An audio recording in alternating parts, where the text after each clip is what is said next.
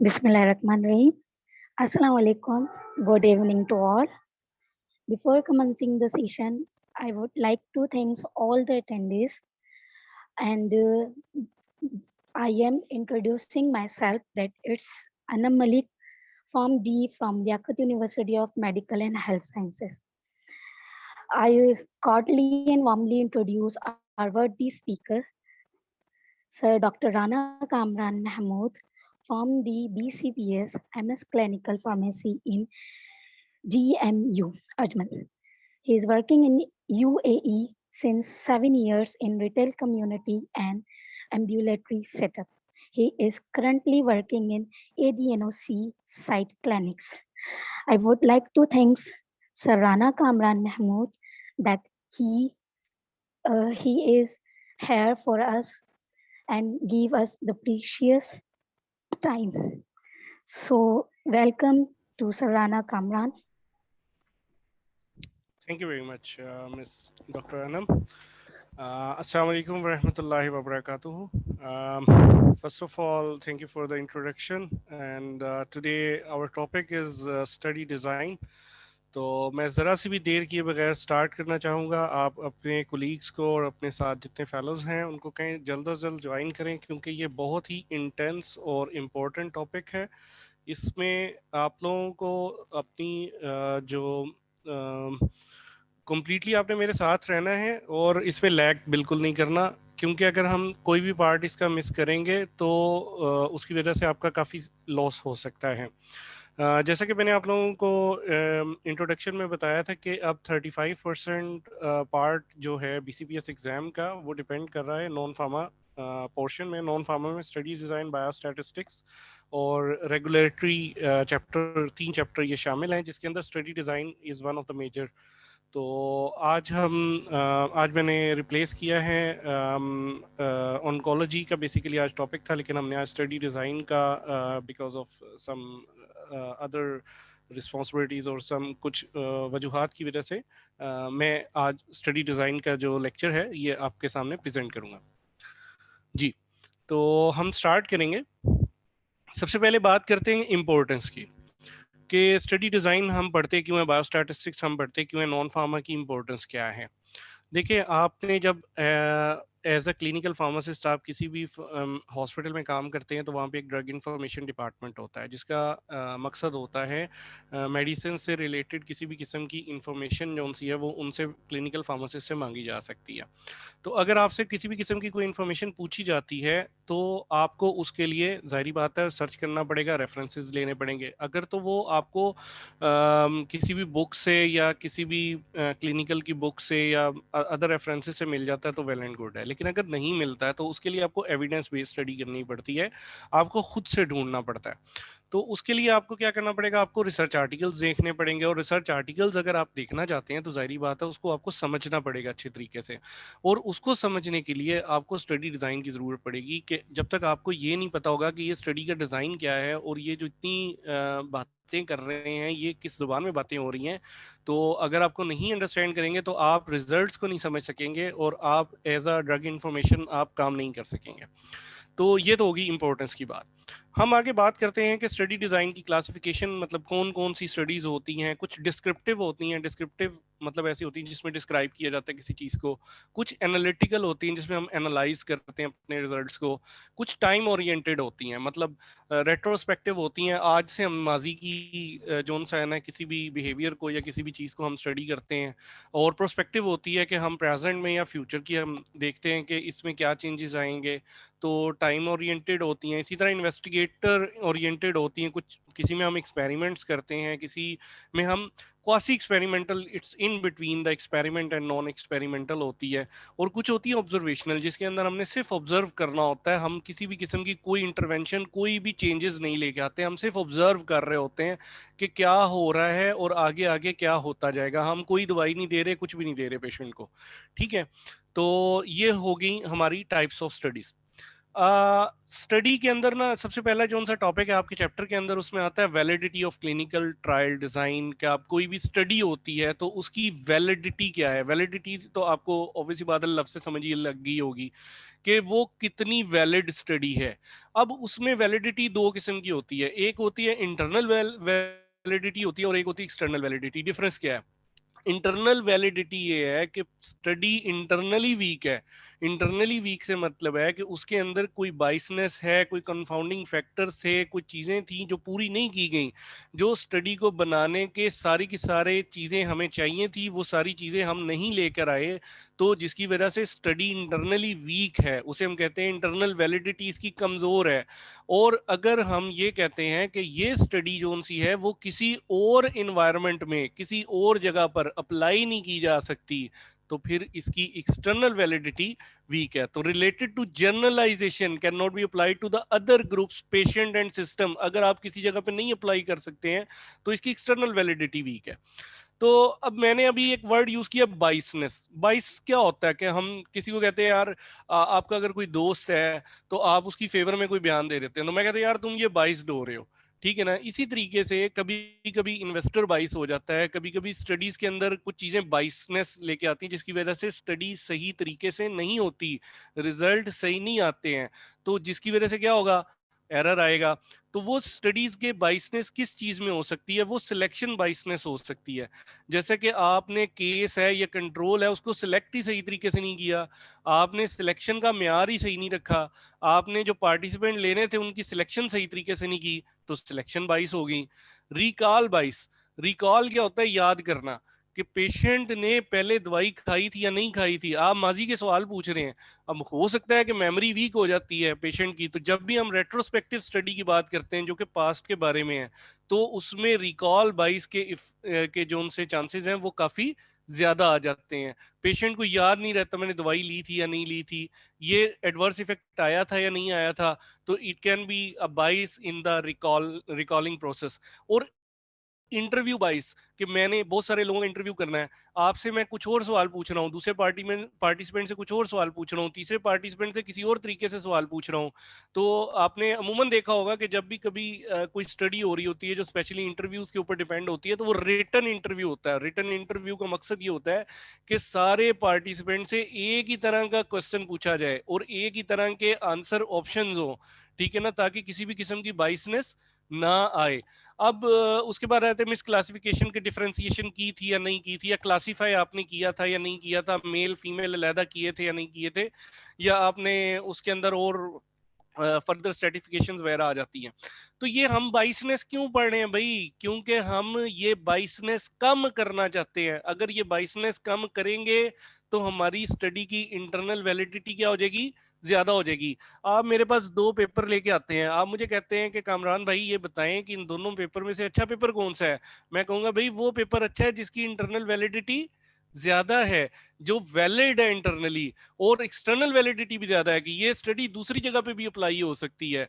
तो उसकी internal validity को आप किस चीज से चेक करेंगे? आप चेक करेंगे कि क्या उसमें किसी भी किस्म की बाइसनेस है या नहीं है। या दूसरा आ जाता है कॉन्फाउंडिंग फैक्टर।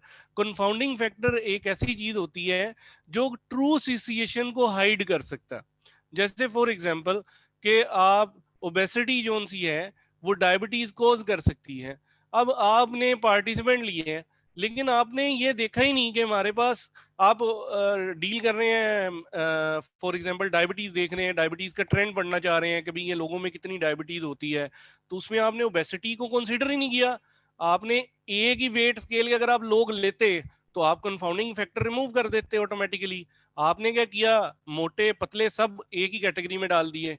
तो उससे क्या हुआ कि अब जाहिर बात है जो जितना ज्यादा मोटा होगा, ओबेसिटी जिसमें ज्यादा होगी, तो उसमें चांसेस ऑफ टाइप 2 डायबिटीज उतनी ज्यादा हो जाएगी। ठीक है ना? तो ऑब्वियस ही बात है कि हमने कंफाउंडिंग फैक्टर को रिमूव कर दिया, जिसकी वजह से इंटरनल वैलिडिटी क्या हो जाएगी? मजीद कम हो जाएगी। तो हमने इंटरनल वैलिडिटी को क्यों स्ट्रॉन्ग करना है? क्योंकि हमें स्टडी अच्छी चाहिए। अच्छा, दूसरी बात आ जाती है कि स्टडी के दौरान जो है ना, हम उसको किस तरीके से बेहतर कर सकते हैं। एक्सटर्नल स्टडी जो हमारी वैलिडिटी है उसको बेहतर कैसे किया जा सकता है? हम रेंडमाइजेशन कर सकते हैं। रेंडमाइजेशन का मतलब होता है कि हम रैंडम सैंपल्स जो से है ना उसके अंदर डिवाइड करेंगे। जैसा आपने अमूमन रैंडमाइज कंट्रोल ट्रायल में पढ़ा है कि जी हम इसको 2-4 ग्रुप्स बना देते हैं और हर ग्रुप में इसको प्लेसेबो देते हैं, इसको एक टाइप 1 ड्रग देते हैं, दूसरे को टाइप 2 देते हैं, साथ प्लेसेबो देते हैं और इस तरह। तो हम इसमें रेंडमाइजेशन कर सकते हैं, हम रिस्ट्रिक्शन कर सकते हैं। रिस्ट्रिक्शन किसकी करेंगे? हम जो सा ओवरवेट लोग हैं जिनका बीएमआई 25 से ऊपर है उनको हम स्टडी में शामिल ही नहीं करेंगे, तो हमने रिस्ट्रिक्शन कर दी। ठीक है, हम मैचिंग कर सकते हैं, तो मैचिंग के तरीके से भी जहां पे करेक्टरिस्टिक्स मैच कर रहे हैं उनको हम एक ग्रुप में डाल सकते हैं। हम स्ट्रेटिफिकेशन कर सकते हैं, हम फर्दर क्लासिफिकेशन कर सकते हैं। जैसे कैसे हम कर सकते हैं कि जैसे एज के अंदर आपके पास 3 किस्म के आते हैं, अब ओल्ड है, एडल्ट है और चाइल्ड है, ठीक है ना। तो बजाय इसके कि आप इसको मजीद अगर आप करना चाहते हैं तो आप 25 to 30 ईयर्स, 20 to 25 ईयर्स के ग्रुप अलग-अलग बना दें, हर किस्म का ग्रुप अलग बनाएं, ताकि आपको ये भी पता लग सके कि इस ग्रुप एज में जो सी है ना ओबेसिटी ज्यादा है या डायबिटीज ज्यादा है या इस ग्रुप एज में डायबिटीज कम है। इसी तरह मल्टीवेरिएट एनालिसिस के मुख्तलिफ किस्म के हम ये एक फार्मूला होता है बायोस्टैटिस्टिक्स का जिसके थ्रू हम मुख्तलिफ किस्म की जो फैक्टर्स होते हैं उनको इकट्ठा करते हैं और फिर मल्टीवेरिएट एनालिसिस निकालते हैं कि इसका इसके ऊपर, इस एसोसिएशन के ऊपर क्या फर्क पड़ा। ठीक है, कैजुअलिटी क्या होती है? कैजुअलिटी हम बेसिकली कॉज को कहते हैं, कोई वजह बनी है। तो कैजुअलिटी कॉज बिफोर इफेक्ट के टेम्परेरी है अगर कोई चीज, ठीक है ना। इसी तरह स्ट्रेंथ के बारे में कि what is the cause of increasing the strength of the relationship, कि कैसे वो स्ट्रेंथ बढ़ी है। बायोलॉजिकल ग्रेडियंट के डोज रिस्पॉन्स का इसके ऊपर क्या इफेक्ट आया है। तो हमने एक कैजुअल रिलेशनशिप निकालना होता है किसी भी स्टडी का। जब भी हम कोई भी स्टडी करते हैं, कोई भी एक्सपेरिमेंट करते हैं, तो उसका मकसद ये होता है कि हम उसकी कॉज निकाल सकें, उसकी वजह निकाल सकें, फिर हम उस वजह को ट्रीट कर सकें या उसको हम कम कर सकें। जैसे आपने ट्रेंड में ये निकाला कि जो लोग जितने ज्यादा मोटे होंगे उतने ज्यादा उनके अंदर डायबिटीज के चांसेस कम है, तो अब आप क्या करेंगे? आप वेट लॉस के ऊपर काम शुरू कर देंगे। तो जब आप वेट लॉस पे काम करेंगे तो ऑटोमेटिकली डायबिटीज का इंसिडेंट क्या हो जाएगा? कम हो जाएगा। अगर यहाँ तक किसी को कोई सवाल है तो वो पूछ सकता है। ठीक है, तो ये हमारी इंटरनल वैलिडिटी, एक्सटर्नल वैलिडिटी, बाइसनेस क्या है और बाइसनेस क्यों पढ़ते हैं हम, इंटरनल वैलिडिटी का इंपैक्ट क्या पड़ता है पेपर पे, एक्सटर्नल वैलिडिटी का क्या इंपैक्ट पड़ता है पेपर पे, कंफाउंडिंग फैक्टर क्या है और बाइसनेस और कंफाउंडिंग फैक्टर में क्या फर्क है। ठीक है, और फिर उसके बाद हमने पढ़ा कि कैजुअलिटी क्या है और इसको ठीक कैसे किया जा सकता है रैंडमाइजेशन के मैचिंग से और इसके अंदर ग्रुप्स बनाने से। आगे मैं आपको बताता हूं कि स्ट्रेंथ ऑफ एविडेंस के आपको मैं 2-3 किस्म के पेपर देता हूं। तो कौन से पेपर का जो एविडेंस है वो ज्यादा स्ट्रांग है, कौन सी स्टडी सबसे ज्यादा स्ट्रांग मानी जाती है? तो सबसे वीकेस्ट स्टडी जो सी है वो आइडिया, ओपिनियन और रिव्यूज होते हैं।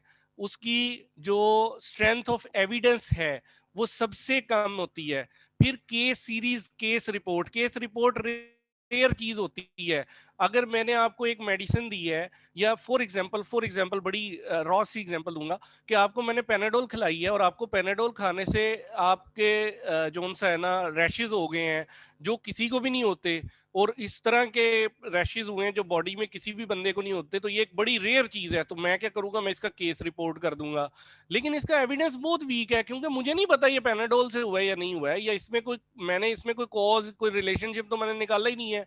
और अगर मैं ज्यादा सारे इस तरह के केसेस इकट्ठे करूंगा तो उसको हम केस सीरीज कहते हैं। तो केस सीरीज और केस रिपोर्ट सबसे नीचे से ऊपर होते हैं। उसके बाद आ जाती है cross sectional study, cross sectional के बाद आ जाती है केस कंट्रोल, फिर कोहोर्ट, और टॉप पे होती है रैंडमाइज कंट्रोल ट्रायल, आरसीटी। सबसे ज्यादा एविडेंट रिजल्ट होता है। और जब इन सब को इकट्ठा किया जाता है फिर एक मिक्सचर बनाया जाता है, तो उसको हम कहते हैं सिस्टमैटिक रिव्यू और मेटा एनालिसिस। उसकी तरफ हम बिल्कुल एंड पे जाएंगे। अब हम बात करते हैं डिस्क्रिप्टिव स्टडी की, केस रिपोर्ट्स की। डिस्क्रिप्टिव स्टडी मैंने आपको स्टार्ट में बताया था क्या होती है, जो डिस्क्राइब करती है। एनालिटिकल स्टडी क्या होती है, जो एनालिसिस करती है उसका। तो अब हम डिस्क्रिप्टिव स्टडी में बात करते हैं केस रिपोर्ट। एक पेशेंट को रिपोर्ट किया मैंने, does not state as a study. Normally इसको स्टडी नहीं कहा जाता है, ये रिपोर्ट है। हमें एक पेशेंट में एक रेयर प्रॉब्लम पता लगा, मैंने उसको रिपोर्ट कर दिया, तो ये केस रिपोर्ट होगी। और अगर इसी तरह के बहुत सारे केसेस मेरे पास आए हैं तो मैंने सबको इकट्ठा करके रिपोर्ट कर दिया, तो क्या हो गया? केस सीरीज हो गई।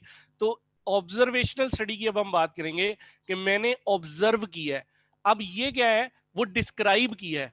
इसमें क्या कर रहा हूं मैं, मेरी ऑब्जर्वेशन क्या है। तो ऑब्जर्वेशन में दो आ जाते हैं, केस कंट्रोल आ जाते हैं, कोहोर्ट के और तीसरी आ जाती है क्रॉस सेक्शनल स्टडी। अब इसमें फर्क क्या है और इनके फायदे क्या हैं और इसके नुकसानात क्या हैं।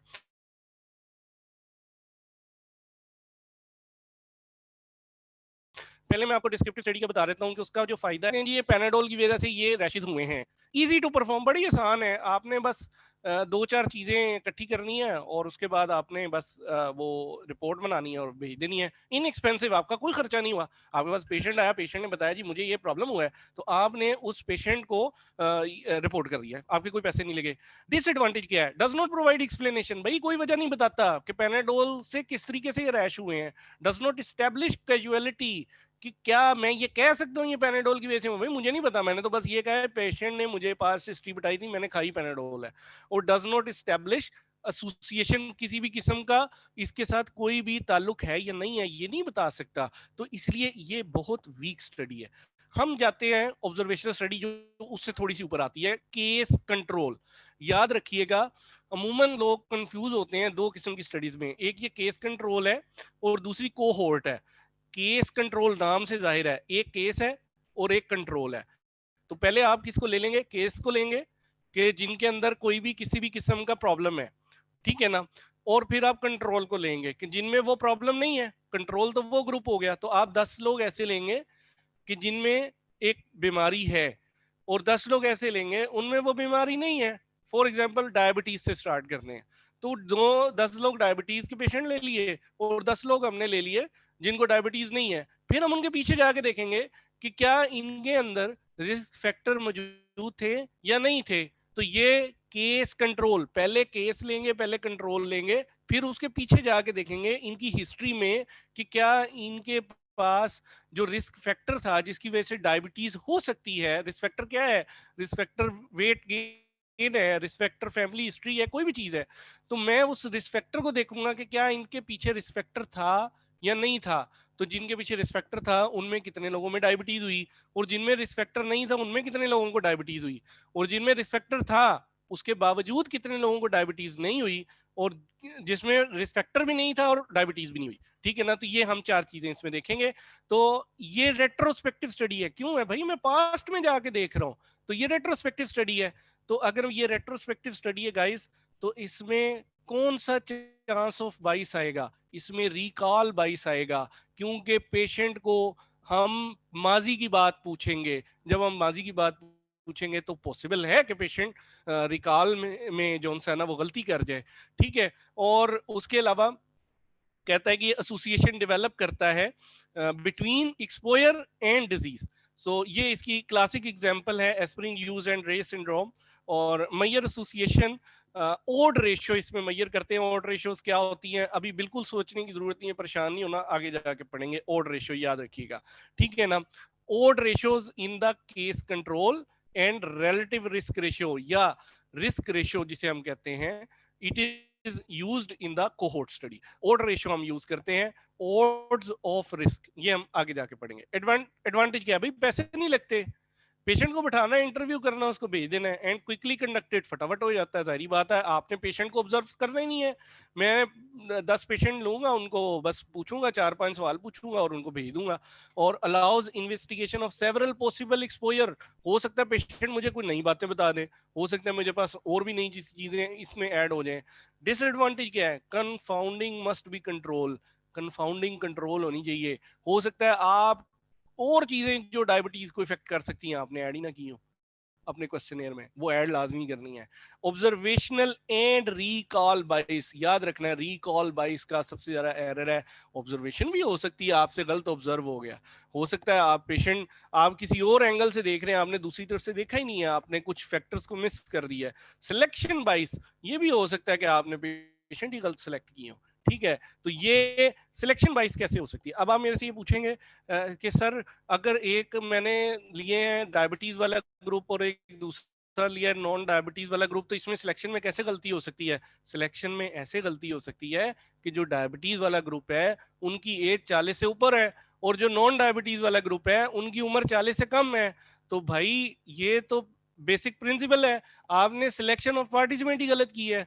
आपके पार्टिसिपेंट में जेंडर सेम होना चाहिए, आपके पार्टिसिपेंट के अंदर एज सेम होनी चाहिए, आपके पार्टिसिपेंट का वेट सेम होना चाहिए, आपके पार्टिसिपेंट में हर चीज, ताकि सिलेक्शन हमसे गलत ना हो सके। एक ही वो रेस के हो, एथेनिसिटी सेम हो, ये ना हो कि अमेरिकन पकड़ लिया वहां से, पाकिस्तानी पकड़ लिया वहां से, कोई और पकड़ लिया। हो सकता है उनके अंदर इंसिडेंट्स कम हो, हमारे जीन्स ज्यादा बेहतर हो, हमारे अंदर जो है वो फैमिली हिस्ट्री ऑफ डायबिटीज कम है, उनके अंदर फैमिली हिस्ट्री ऑफ डायबिटीज ज्यादा है। ठीक है, तो ये सारी चीजें मैटर करती हैं, सिलेक्शन बाइस इसे कहते हैं। तो ये देख लीजिए, हमने प्रेजेंट से स्टडी स्टार्ट की, ठीक है, केस लिए with condition of interest, case लिए विदाउट कंडीशन ऑफ इंटरेस्ट, पीछे जाके देखा कि क्या इसमें रिस्क फैक्टर है कि रिस्क फैक्टर नहीं है, क्या इसमें रिस्क फैक्टर है या रिस्क फैक्टर नहीं है। दिस इज केस कंट्रोल, दोबारा बता रहा हूं, केस कंट्रोल, ऊपर वाला केस है, नीचे वाला कंट्रोल है, और इनको पीछे जाके देखना है। तो इसे हम कहते हैं केस कंट्रोल रेट्रोस्पेक्टिव रिकॉल बाइस। दैट्स इट, इतनी इंफॉर्मेशन आप लोगों के लिए काफी है। आगे चलेंगे कोहोर्ट स्टडी की तरफ। कोहोर्ट में क्या होता है, हमने इसको उल्टा चल देना, बस हमने देखना है किसमें रिस्क फैक्टर है और किसमें रिस्क फैक्टर नहीं है, और क्या इसको डिजीज होगा या इसको डिजीज नहीं होगा। तो पहले हमने एरो पीछे की तरफ किया है, अब एरो हम आगे की तरफ कर देंगे। अब पहले हमने केस से रिस्क फैक्टर की तरफ गए हैं, अब रिस्क फैक्टर से केस की तरफ चले जाएंगे। ठीक है ना। तो लेकिन इसके अंदर हम ओ आर नहीं यूज करते, आर आर करते हैं। अभी सिर्फ इतना ध्यान में रखना है, उसके अंदर हम ओ आर यूज करते हैं, इसमें आर आर करते हैं। वो ओ आर क्या है, आर आर क्या है, आगे जाके पढ़ेंगे। अच्छा, इसमें भी फिर दो किस्म की टाइप है, एक रेट्रोस्पेक्टिव है और एक प्रोस्पेक्टिव है। जो रेट्रोस्पेक्टिव है वो क्या होगी, वो माजी से शुरू होगी और प्रेजेंट में खत्म हो जाएगी। हम माजी के देखेंगे कि इसके माजी में कोई किसी भी किस्म का कोई रिस्क फैक्टर था या नहीं था, और आज उसको डायबिटीज हुई है या नहीं हुई। ठीक है ना। लेकिन हम अगर ये देखें आज रिस्क फैक्टर है या नहीं है, और मैं इनको 5 साल तक ऑब्जर्व करता हूं, फ्यूचर में जाकर ऑब्जर्व करता हूं कि इसको डायबिटीज होगी या नहीं होगी, तो फिर मैं क्या कर रहा हूं, फिर मैं प्रोस्पेक्टिव कर रहा हूं। तो ये फर्क है रेट्रोस्पेक्टिव और प्रोस्पेक्टिव का। रेट्रोस्पेक्टिव मास पास्ट से स्टार्ट होती है और प्रेजेंट में खत्म हो जाती है, जबकि जो प्रोस्पेक्टिव है ये पास्ट से भी शुरू हो सकती है, प्रेजेंट से भी शुरू हो सकती है, कोई इतना मसला नहीं है, लेकिन ये फ्यूचर में जरूर जाती है। इसमें हमने फॉलो अप लेना होता है। तो जब आप फॉलो अप लेंगे तो इसका मतलब है आप पेशेंट के साथ इन टच रहेंगे, फोन करना पड़ेगा। जैसे आजकल क्लिनिकल ट्रायल पाकिस्तान में चल रहे हैं कोविड-19 के, आपको फोन करते हैं, उनका पैसा लग रहा है, उनका टाइम लग रहा है, तो क्या ये इनएक्सपेंसिव है? रेट्रोस्पेक्टिव इनएक्सपेंसिव होती है, जो आपकी प्रोस्पेक्टिव है ये इनएक्सपेंसिव नहीं होती है। तो हम इसके एडवांटेजेस पढ़ लेते हैं। Less expensive and time consuming, जारी बात है, रेट्रोस्पेक्टिव है। No loss to follow up, आपने फॉलो अप नहीं करना पेशेंट का। ठीक है ना। Ability to investigate issue not amenable to a clinical trial, और एथिकल और सेफ्टी इशू इसमें कोई नहीं होते, एथिकल कोई प्रॉब्लम नहीं होती, नॉर्मली इजी स्टडी होती है। लेकिन इसमें कंफाउंडिंग वेरिएबल कंट्रोल नहीं आप कर सकते, बस इसका ये मसला है। और रिकॉल बाइस हमेशा से, रेट्रोस्पेक्टिव रिकॉल बाइस हमेशा याद रखना है। और प्रोस्पेक्टिव के अंदर एडवांटेज क्या है जी, control of confounding factor to be a greater extent, easier to plan to collect the data. और मिस और डिसएडवांटेज क्या है, महंगी है, टाइम कंज्यूमिंग है, और loss of subject to follow up. ये भी हो सकता है, वो एक बंदा कहता है यार बस ठीक है मेरा काम था वैक्सीन लेना, बस ठीक है फोन ना उठाओ, सिम बदल लो, तो फॉलो अप ही नहीं हो रहा पेशेंट का, तो ये नुकसान हो रहा है उनका। ठीक है ना। Difficult to study are rare disease condition, जो रेयर डिजीज कंडीशन है वो आपको स्टडी करना बहुत मुश्किल हो जाती है, क्योंकि आपके पास इस तरह के पार्टिसिपेंट बड़े कम मिलते हैं, और अगर वो मिलते हैं तो हो लाजमी नहीं है कि वो रिस्क फैक्टर से डिजीज हो। तो ये हम इसका अगर आप देख सकते हैं, ये रेट्रोस्पेक्टिव है, ये प्रोस्पेक्टिव है। पॉपुलेशन में से हम सैंपल लेंगे, सैंपल की सिलेक्शन होगी, उसमें हम देखेंगे कौन से हमारे सब्जेक्ट्स हैं जिनके अंदर रिस्क फैक्टर है, और कौन से हैं जिनमें रिस्क फैक्टर नहीं है। ठीक है ना। और उनमें बीमारी हुई या नहीं हुई, और जिनमें रिस्क फैक्टर नहीं था उनमें कितने लोग हैं कि जिसमें, क्योंकि ये लाजमी नहीं है कि जो मैं रिस्क फैक्टर देख रहा हूँ उससे बीमारी हो, ये भी तो हो सकता है उसको किसी और रिस्क फैक्टर से बीमारी हो जाए। ठीक है ना। मैं अब देख रहा हूँ फैमिली हिस्ट्री की वजह से डायबिटीज हो रही है या नहीं हो रही, तो लाजमी तो नहीं है कि फैमिली हिस्ट्री की वजह से, अब उसमें फैमिली हिस्ट्री नहीं है तो रिस्क फैक्टर नहीं है, लेकिन डायबिटीज तो उसमें हो सकती है ना, डायबिटीज तो फिर भी हो सकती है, ये जरूरी तो नहीं है कि फैमिली हिस्ट्री हो तो डायबिटीज हो। तो इसीलिए हमें उनको भी स्टडी करना है। जिसमें रिस्क फैक्टर नहीं है, हमें उनको भी स्टडी करना है जिसमें रिस्क फैक्टर है। तो ये फ्यूचर में जा रही है, तो ये प्रोस्पेक्टिव है। ये प्रेजेंट में खत्म हो रही है, जिसकी वजह से ये क्या है, रेट्रोस्पेक्टिव है।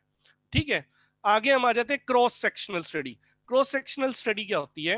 अब मैंने पाकिस्तान में एक आजकल चल रहा है ना, कोविड चल रहा है, ठीक है ना। अब मैं ये देखना चाहता हूँ कि पाकिस्तान में कोविड की कितने पेशेंट है, या पाकिस्तान में कितने पेशेंट आते हैं, या कितने पेशेंट आ सकते हैं।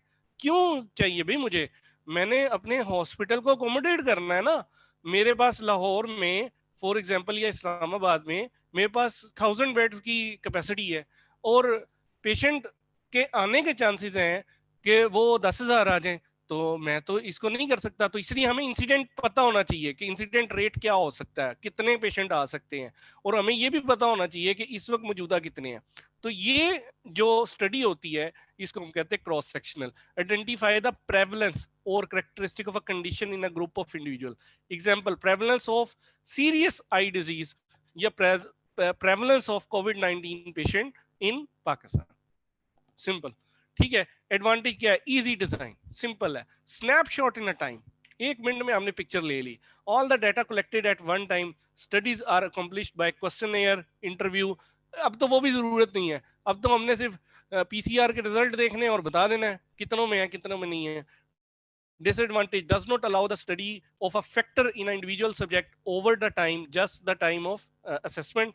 Difficult to study, जारी बात है, इतना भी आसान नहीं होता, क्वेश्चन होंगे तो फिर मुश्किल हो जाती है। रेयर कंडीशंस में आपको और भी ज्यादा प्रॉब्लम होगा। आगे आ जाते हैं इंसिडेंट्स में और प्रेवलेंस में फर्क क्या है। अमूमन हम लोग ये समझते हैं कि इंसिडेंस और प्रेवलेंस एक ही चीज है। इंसिडेंस क्या है? मेजर ऑफ प्रोबेबिलिटी, चांस है ऑफ डेवलपिंग अ डिजीज, कि भाई मुझे ये बताएं कि पाकिस्तान में आज इतने पेशेंट हैं, तो what is the probability of tomorrow, कल कितने चांसेस हैं। तो हम उसका एक ट्रेंड देखते हैं कि भाई ये 5% से ग्रो कर रहा है, तो मैं आपको बताऊंगा जी आज 100 है तो कल 105 पेशेंट हो जाएंगे। ठीक है। Incidence rate, number of new cases of the disease per population in a specified period, कि कितने इंसिडेंटेड इंसिडेंट्स आ रहे हैं। कि मैं ये कहता हूं कि हमारी 1 लाख की पॉपुलेशन है, उसमें से 1,000 लोग जो है ना, वो कोविड के पेशेंट पॉजिटिव हो रहे हैं। तो फिर इसका मतलब हमारा रेट ऑफ इंसिडेंट क्या हुआ? 1%, 1000 डिवाइडेड बाय 100,000 और मल्टीप्लाई बाय 100। अच्छा, उसके बाद क्या हुआ? Calculated by dividing the number of individual who develop a disease during a given period of time by the number of individual who are at the risk of developing। तो ये है probability. लेकिन prevalence क्या है? मौजूदा है क्या, real situation क्या है। तो मैं आपसे ये पूछता हूँ कि जनवरी 21 से लेके अभी तक पाकिस्तान में टोटल कितने कोविड-19 के पेशेंट हैं? This is our prevalence. ये इतने टाइम की प्रेवलेंस आ गई, 7 मंथ प्रेवलेंस आ गई, ये 6 मंथ प्रेवलेंस आ गई। तो अगर मैं कहता हूँ आज की डेट में कितने हैं, तो ये पॉइंट प्रेवलेंस आ गई अभी की, बिल्कुल आज की प्रेवलेंस मिल गई है मुझे। Measure of number of individual who have condition, जिसको कंडीशन है, प्रोबेबिलिटी की बात नहीं हो रही। प्रोबेबिलिटी की बात किसमें हुई थी? इंसिडेंट्स में हुई थी। इसमें हम बात करें जिसको बीमारी है। और पॉइंट प्रेवलेंस क्या है? इन अ गिवन डेट, कि आज कितनी है। और पीरियड क्या है? जब हम पूरे के पूरे ईयर की या मंथ की बात करते हैं। What is the incidence rate of covid in Pakistan and it's prevalence in the Pakistan from last. तो इस दोनों स्टेटमेंट में फर्क क्या है? फर्क सिंपल सा है कि जब मैं 3 मंथ की प्रेवलेंस की बात करता हूं, तो मैं कहता हूं कितना है, ठीक है ना, मौजूद है। और इंसिडेंट रेट क्या है कि कितना हो सकता है, प्रोबेबिलिटी क्या है। ठीक है। आगे हम बात करेंगे रिस्क रेशियो और ऑड रेशियोज की। मैं उस टॉपिक की तरफ जाऊंगा जो टॉपिक जो सा है, मैंने आपको कहा था हम थोड़ी देर बाद पढ़ेंगे। अच्छा जी, अब हमारा पता लग गया जी ये इस चीज में और इस चीज में कोई एसोसिएशन है, ठीक है ना। डायबिटीज में और ओबेसिटी में कोई एसोसिएशन है, लेकिन हमें ये नहीं पता कि एसोसिएशन कितनी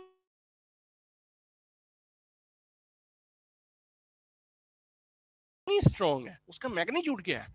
तो अगर हमने में और डिजीज में, तो फिर हम किसको इस्तेमाल करते हैं? Risk ratio. और ये हमेशा इस्तेमाल होती है फॉर प्रोस्पेक्टिव स्टडी। कभी कभी होता है रेट्रोस्पेक्टिव में लग जाए, लेकिन आपने जेन में रखना है, अगर प्रोस्पेक्टिव है तो आर, रेट्रोस्पेक्टिव है तो OR, हमेशा याद रखना है। The incidence of a disease in the exposed group divided by the incidence of a disease in the unexposed group. बहुत सिंपल सी कैलकुलेशन है कि भाई कितने लोग बीमार हुए, ठीक है, जिनके अंदर रिस्क था, और डिवाइड करेंगे उतनों से जितनों में रिस्क नहीं था, तो हमारे पास जो सा है ना उसकी रिस्क आ जाएगा कि भाई इसका रिस्क क्या है, ठीक है ना। द रिस्क रेशियो एंड और ratio are interpreted on the basis of their difference from unity. हम एक से इसका फर्क निकालते हैं, कैसे निकालते हैं मैं अगली स्लाइड में जाऊंगा। If the 95% confidence interval include the unity, no statistical difference is indicated. अगर आपको किसी भी क्वेश्चन की स्टेटमेंट में, आपने फॉर्म डी में तो बायोस्टैट्स पढ़ी होगी, उसमें कोई कॉन्फिडेंस इंटरवल का नाम सुना होगा। कॉन्फिडेंस इंटरवल की जो वैल्यू होती है, ये इंटरवल वैल्यू होती है, दो वैल्यूज के दरमियान में फॉल कर रही होती है, ठीक है, ये एक इंटरवल होता है पूरे का पूरा। अगर उस इंटरवल में यूनिटी आ जाती है, जैसे फॉर एग्जांपल मैं -1 से स्टार्ट करता हूँ 4 तक, मैं कहता हूँ ये मेरा कॉन्फिडेंस इंटरवल है, क्या बीच में 1 आएगा या नहीं आएगा? जाहिर बात है, -4, -3, -2, -1, 0, 1, 2, 3, 4, बीच में 1 आ गया। जब भी बीच में 1 आ जाए कॉन्फिडेंस इंटरवल में, तो इसका मतलब है कि ये इसमें जो यूनिटी आ गई है, यूनिटी जब 1 आ जाएगा तो इसका मतलब है कि नॉन सिग्निफिकेंट है। नॉन सिग्निफिकेंट का मतलब है कोई भी डिफरेंस नहीं है। सिग्निफिकेंट का मतलब क्या होता है कि डिफरेंस है, कि मैंने रिस्क फैक्टर है तो बीमारी हुई या नहीं हुई। आप मेरे से पूछते हैं सर इस रिस्क फैक्टर का क्या फायदा है, ठीक है ना, तो मैं आपको कहता हूं जी नॉन सिग्निफिकेंट है, कि रिस्क फैक्टर है या नहीं है मैटर नहीं करता, बीमारी होगी। जैसे अभी आप मेरे से पूछते हैं कि सर इसका क्या रिस्क फैक्टर है, एक बंदा पाकिस्तान में और एक बंदा फॉर एग्जांपल नेपाल में है, तो क्या रिस्क फैक्टर है कोविड होने का? तो मैं कहूंगा भाई मैं दोनों को चेक करूंगा, वहां पर भी इंसिडेंट उतना ही है, यहाँ पर भी इंसिडेंट, मैं कहूंगा भाई इसमें तो कोई रिस्क फैक्टर नहीं है, कंट्री चेंज करने से कोई फर्क नहीं होगा। हाँ, अगर आप ये पूछते हैं कि मास्क पहनने से फर्क पड़ता है या नहीं पड़ता, उसमें सिग्निफिकेंट रिजल्ट आएंगे। हाँ, आप कहते हैं हैंड वॉश करने से फर्क पड़ता है या नहीं पड़ता, उसमें सिग्निफिकेंट रिजल्ट आएंगे, लेकिन ऐसे नहीं आएंगे। Confidence interval give us an idea of spread with in which the true effect lies. तो ये एक अपर और लोअर लिमिट दी जाती है जिसके बीच में ट्रू इफेक्ट लाई करता है। This is the definition of confidence interval. अच्छा, नंबर नीडेड टू ट्री। अच्छा, ये इसका भी फार्मूला आगे आ जाएगा। एक और हमारे इसको हम कहते हैं reciprocal of risk reduction, absolute risk reduction. अगर हम 1 divided by absolute risk reduction करते हैं तो हमारे पास नंबर नीडेड टू ट्रीट आ जाता है। क्यों निकाला जाता है नंबर नीडेड टू ट्रीट? आपको बस एक सिंपल सा इसका बिहेवियर बता देता हूँ। होता क्या है कि अब मेरे पास आ गया, फॉर एग्जांपल आप ये कहते हैं कि मैंने एक पेशेंट को ड्रग प्लेसेबो दी तो उसका ये रिजल्ट आया, ठीक है, और एक बंदे को मैंने ड्रग दी तो इसका ये रिजल्ट आया। तो पहले तो मैं उन दोनों का ना डिफरेंस निकालूंगा, कि मैं देखूंगा भाई इन दोनों के डिफरेंस से कितना का फर्क पड़ रहा है। तो आप कहते हैं जी इसमें 50% रिजल्ट आया, इसमें 0% रिजल्ट आया, या 10% आ गया, प्लेसेबो का भी कुछ ना कुछ इफेक्ट आता है, तो 10% आ गया। तो मैंने दोनों का डिफरेंस निकाला तो 40% आ गया। ये 40% मुझे क्या बता रहा है? मुझे कुछ भी नहीं बता रहा। लेकिन ये एब्सोल्यूट रिस्क रेशो, अगर मैं इसका रेसिप्रोकल लेता हूं तो मुझे नंबर नीडेड टू ट्रीट मिल जाता है। वो नंबर नीडेड टू ट्रीट क्या होता है, उसका मकसद ये होता है कि अगर फॉर एग्जांपल आपके पास नंबर नीडेड टू ट्रीट 25 आता है, तो इसका मतलब ये है कि अगर आप 25 लोगों को वो दवाई देंगे तो एक आदमी को रिलीफ मिलेगा। और अगर उसका नंबर नीडेड टू 10 आता है तो इसका मतलब कि 10 लोगों को दवाई देंगे तो फिर एक को, तो वो ज्यादा बेहतर है। और अगर एक मेडिसिन का नंबर नीडेड टू ट्रीट 2 आता है तो इसका मतलब है कि 2 लोगों को दवाई देंगे तो एक को, 50% में काम करेगी। अब मैं आपको ये कह रहा हूं कि आप में ये मेडिसिन 40% काम करती है, आप कहेंगे यार ये क्या बात की है कामरान ने, मैं दवाई खाऊंगा मतलब मुझे 40% इफेक्ट आएगा। आपको 40 नहीं, पूरी पॉपुलेशन की बात होती है। तो वो 40% को जब हम नंबर नीडेड टू ट्रीट निकालते हैं ना, फिर हम कहते हैं भाई ये 40% पॉपुलेशन में काम गए, इतने लोगों में ये इफेक्ट देगी और इतने लोगों में इफेक्ट नहीं देगी। तो इसका ये फायदा होता है नंबर नीडेड टू ट्रीट का। तो अब हम आ जाते हैं कैलकुलेशंस की तरफ। ये बहुत इंपॉर्टेंट है, ये हर एग्जाम में इसके 2 से 3 सवाल लाजमी आते हैं। और मेरा जो पहला बीसीपीएस का एग्जाम था उसमें मुझे इसने काफी ज्यादा तंग किया था, जिसकी वजह से मैंने इसको थोड़ा सा अच्छे तरीके से प्रिपेयर किया था। तो सिंपल सी बात है, सबसे पहले आपने हमने ऑड रेशियोज की बात किसमें की थी? रेट्रोस्पेक्टिव स्टडी में, याद रखना है रेट्रोस्पेक्टिव। तो हमने देखा कि ये डिजीज है, तो इस डिजीज के पीछे जाके देखा एक्सपोयर है या नहीं है, या ये एक्सपोयर है तो आज डिजीज हुआ है या नहीं हुआ, ये दोनों रेट्रोस्पेक्टिव स्टडी है।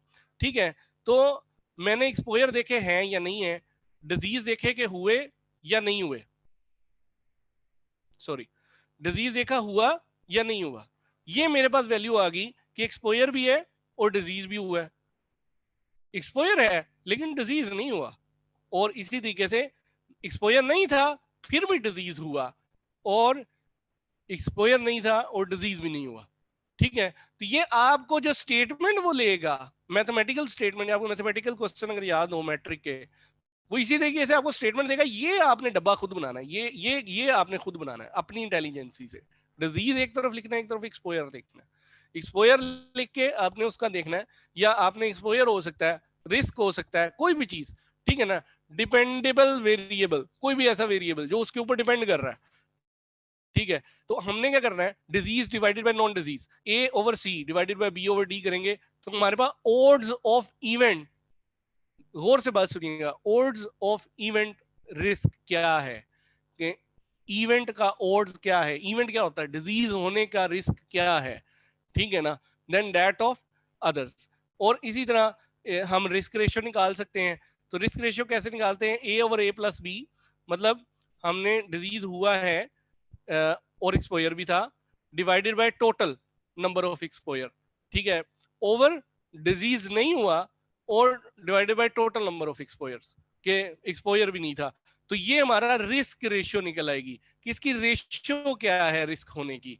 और इसी तरह आपको मैंने अभी ARR एब्सोल्यूट रिस्क रेशियो के बारे में बताया कि हमने कंट्रोल का रिस्क रेशियो माइनस कर देना है ट्रीटमेंट के रिस्क रेशियो से, कंट्रोल की रिस्क रेशियो माइनस कर देनी है ट्रीटमेंट के।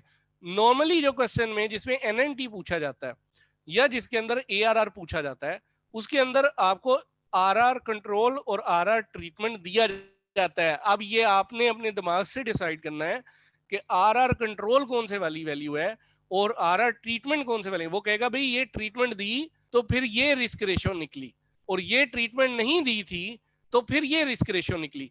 तो जिसमें ट्रीटमेंट नहीं दी है तो वो कंट्रोल हो गया, और जिसमें ट्रीटमेंट दी है तो वो RR ट्रीटमेंट हो गया। ठीक है, तो इसका डिफरेंस आ जाएगा ARR, और इसका रेसिप्रोकल लेंगे तो नंबर नीडेड टू ट्रीट आ जाएगा।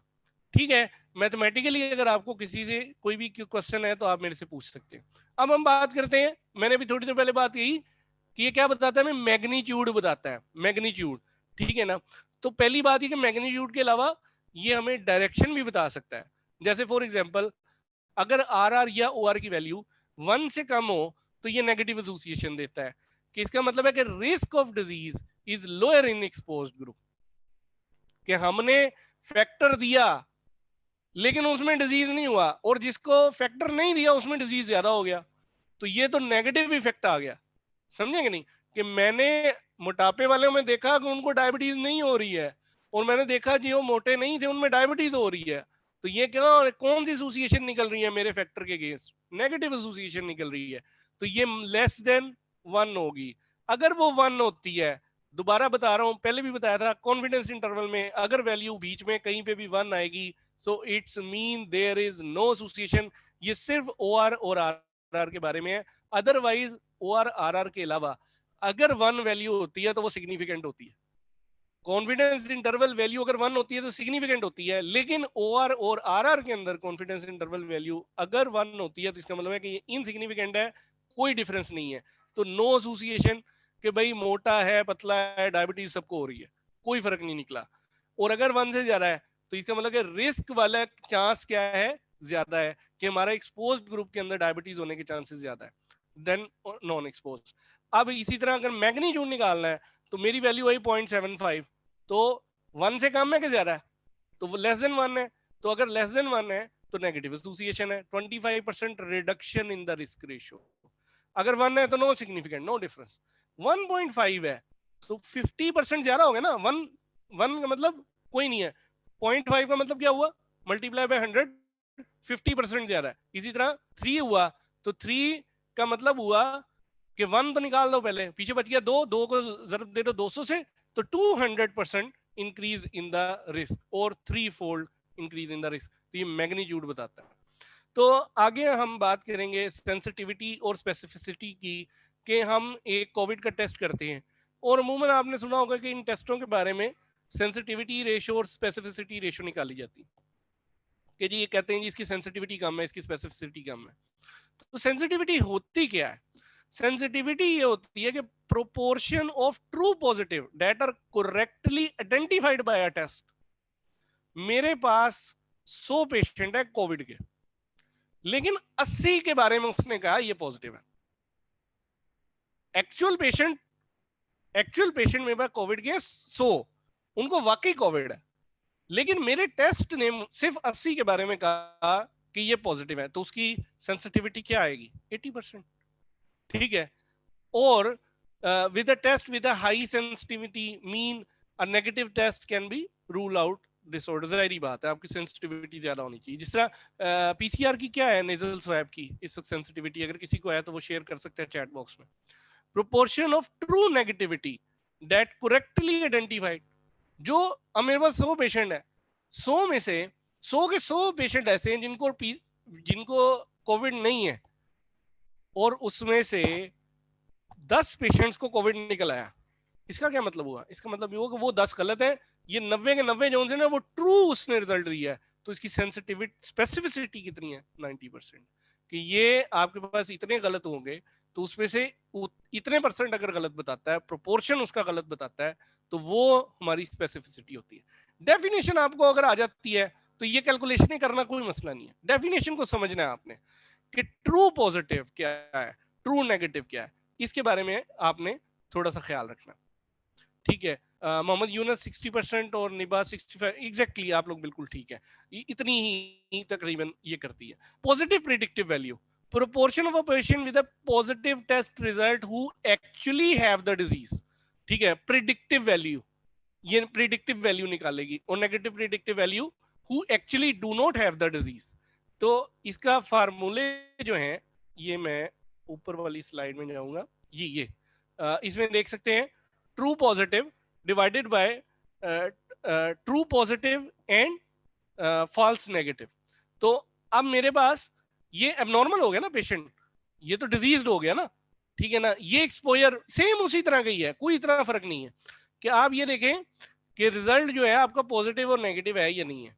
ठीक है ना। इसी तरह आपका जो पेशेंट है वो उसमें पॉजिटिव आया या नेगेटिव आया, या बीमार है, डिजीज्ड है और नॉन डिजीज्ड है। यहाँ पे डिजीज्ड और नॉन डिजीज्ड आ गया, यहाँ पे पॉजिटिव और नेगेटिव आ गया।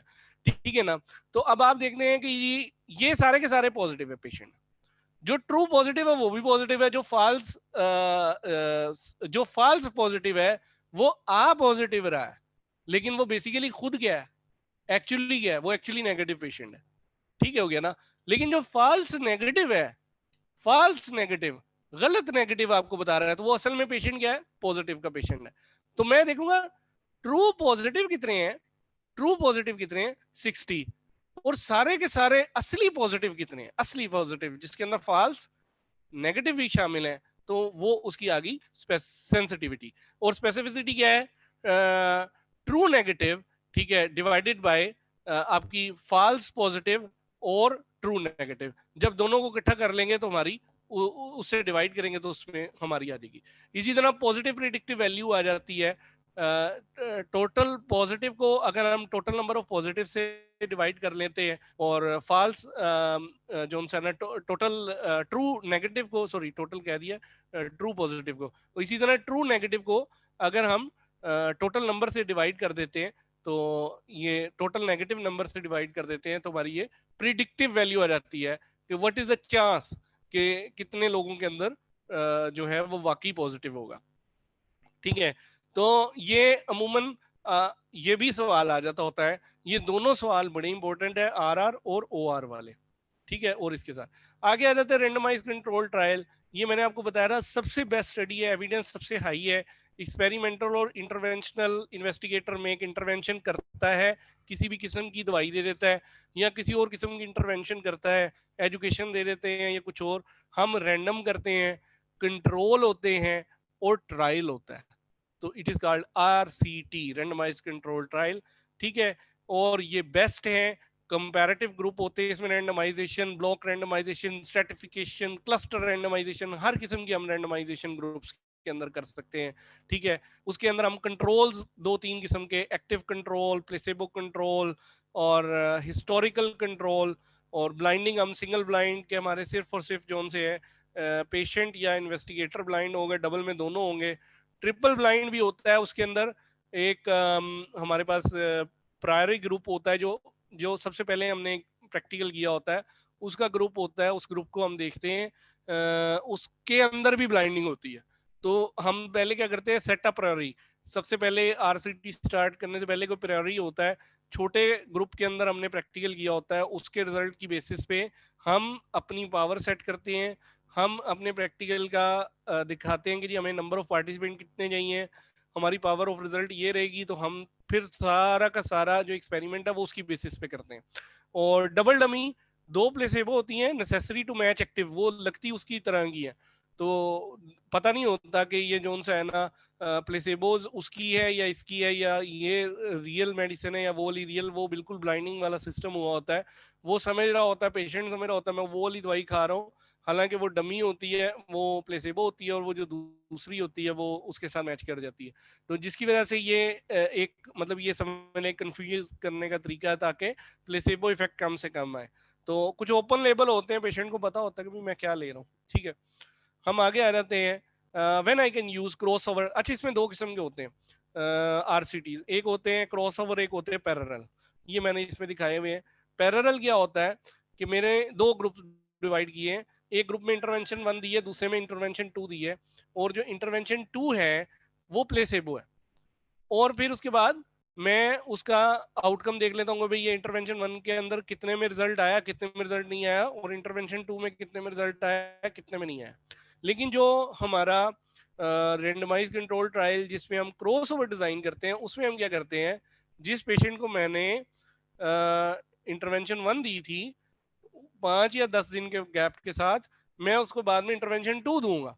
उससे क्या होता है, उसका फायदा क्रॉस ओवर में ये होता है कि सेम इंडिविजुअल में हम दोनों इफेक्ट देख लेते हैं। जैसे फॉर एग्जांपल पेन किलर है, अब आपने एक पेन किलर लिया है, हो सकता है कि मेरे लिए आइबोप्रोफिन भी बहुत अच्छी पेन किलर हो, और आपको जो सा है ट्रामाडोल भी कोई काम ना कर रही हो, या आप किसी भी किस्म की जो सी है ना वो कंट्रोल मेडिसिन ले रहे हैं, या कोई बंदा है वो मोरफिन ले रहा हो, वो कह रहा है मेरी दर्द नहीं जा रही, और मुझे जो सा है ना वो पैरासिटामोल भी काम कर रही है, तो ये पर्सन टू पर्सन वेरी आ जाता है। तो वो क्या करेंगे कि मुझे पहले पेनाडोल देंगे, आपको मोरफिन दे देंगे, फिर बाद में वॉश आउट पीरियड होगा, थोड़े अरसे का हमारी बॉडी से केमिकल वॉश हो जाएगा, फिर आपको जो उनसे पेनाडोल देंगे और मुझे मॉर्फिन देंगे, फिर हमसे पूछेंगे हाँ जी कैसा लगा, मैं कहूँगा यार वो पहली वाली दवाई अच्छी थी या दूसरी वाली दवाई से ज़्यादा पेन गई है।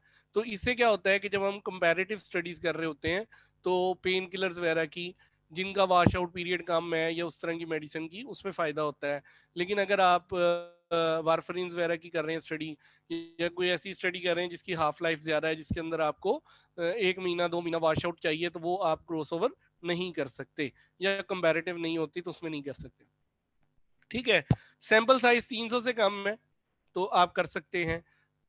इन कंपेयरिंग पेशेंट ट्रीटमेंट, ये मैंने आपको बता दिया। नो टाइम लिमिटिंग, तो टाइम लिमिट इसमें कोई नहीं है।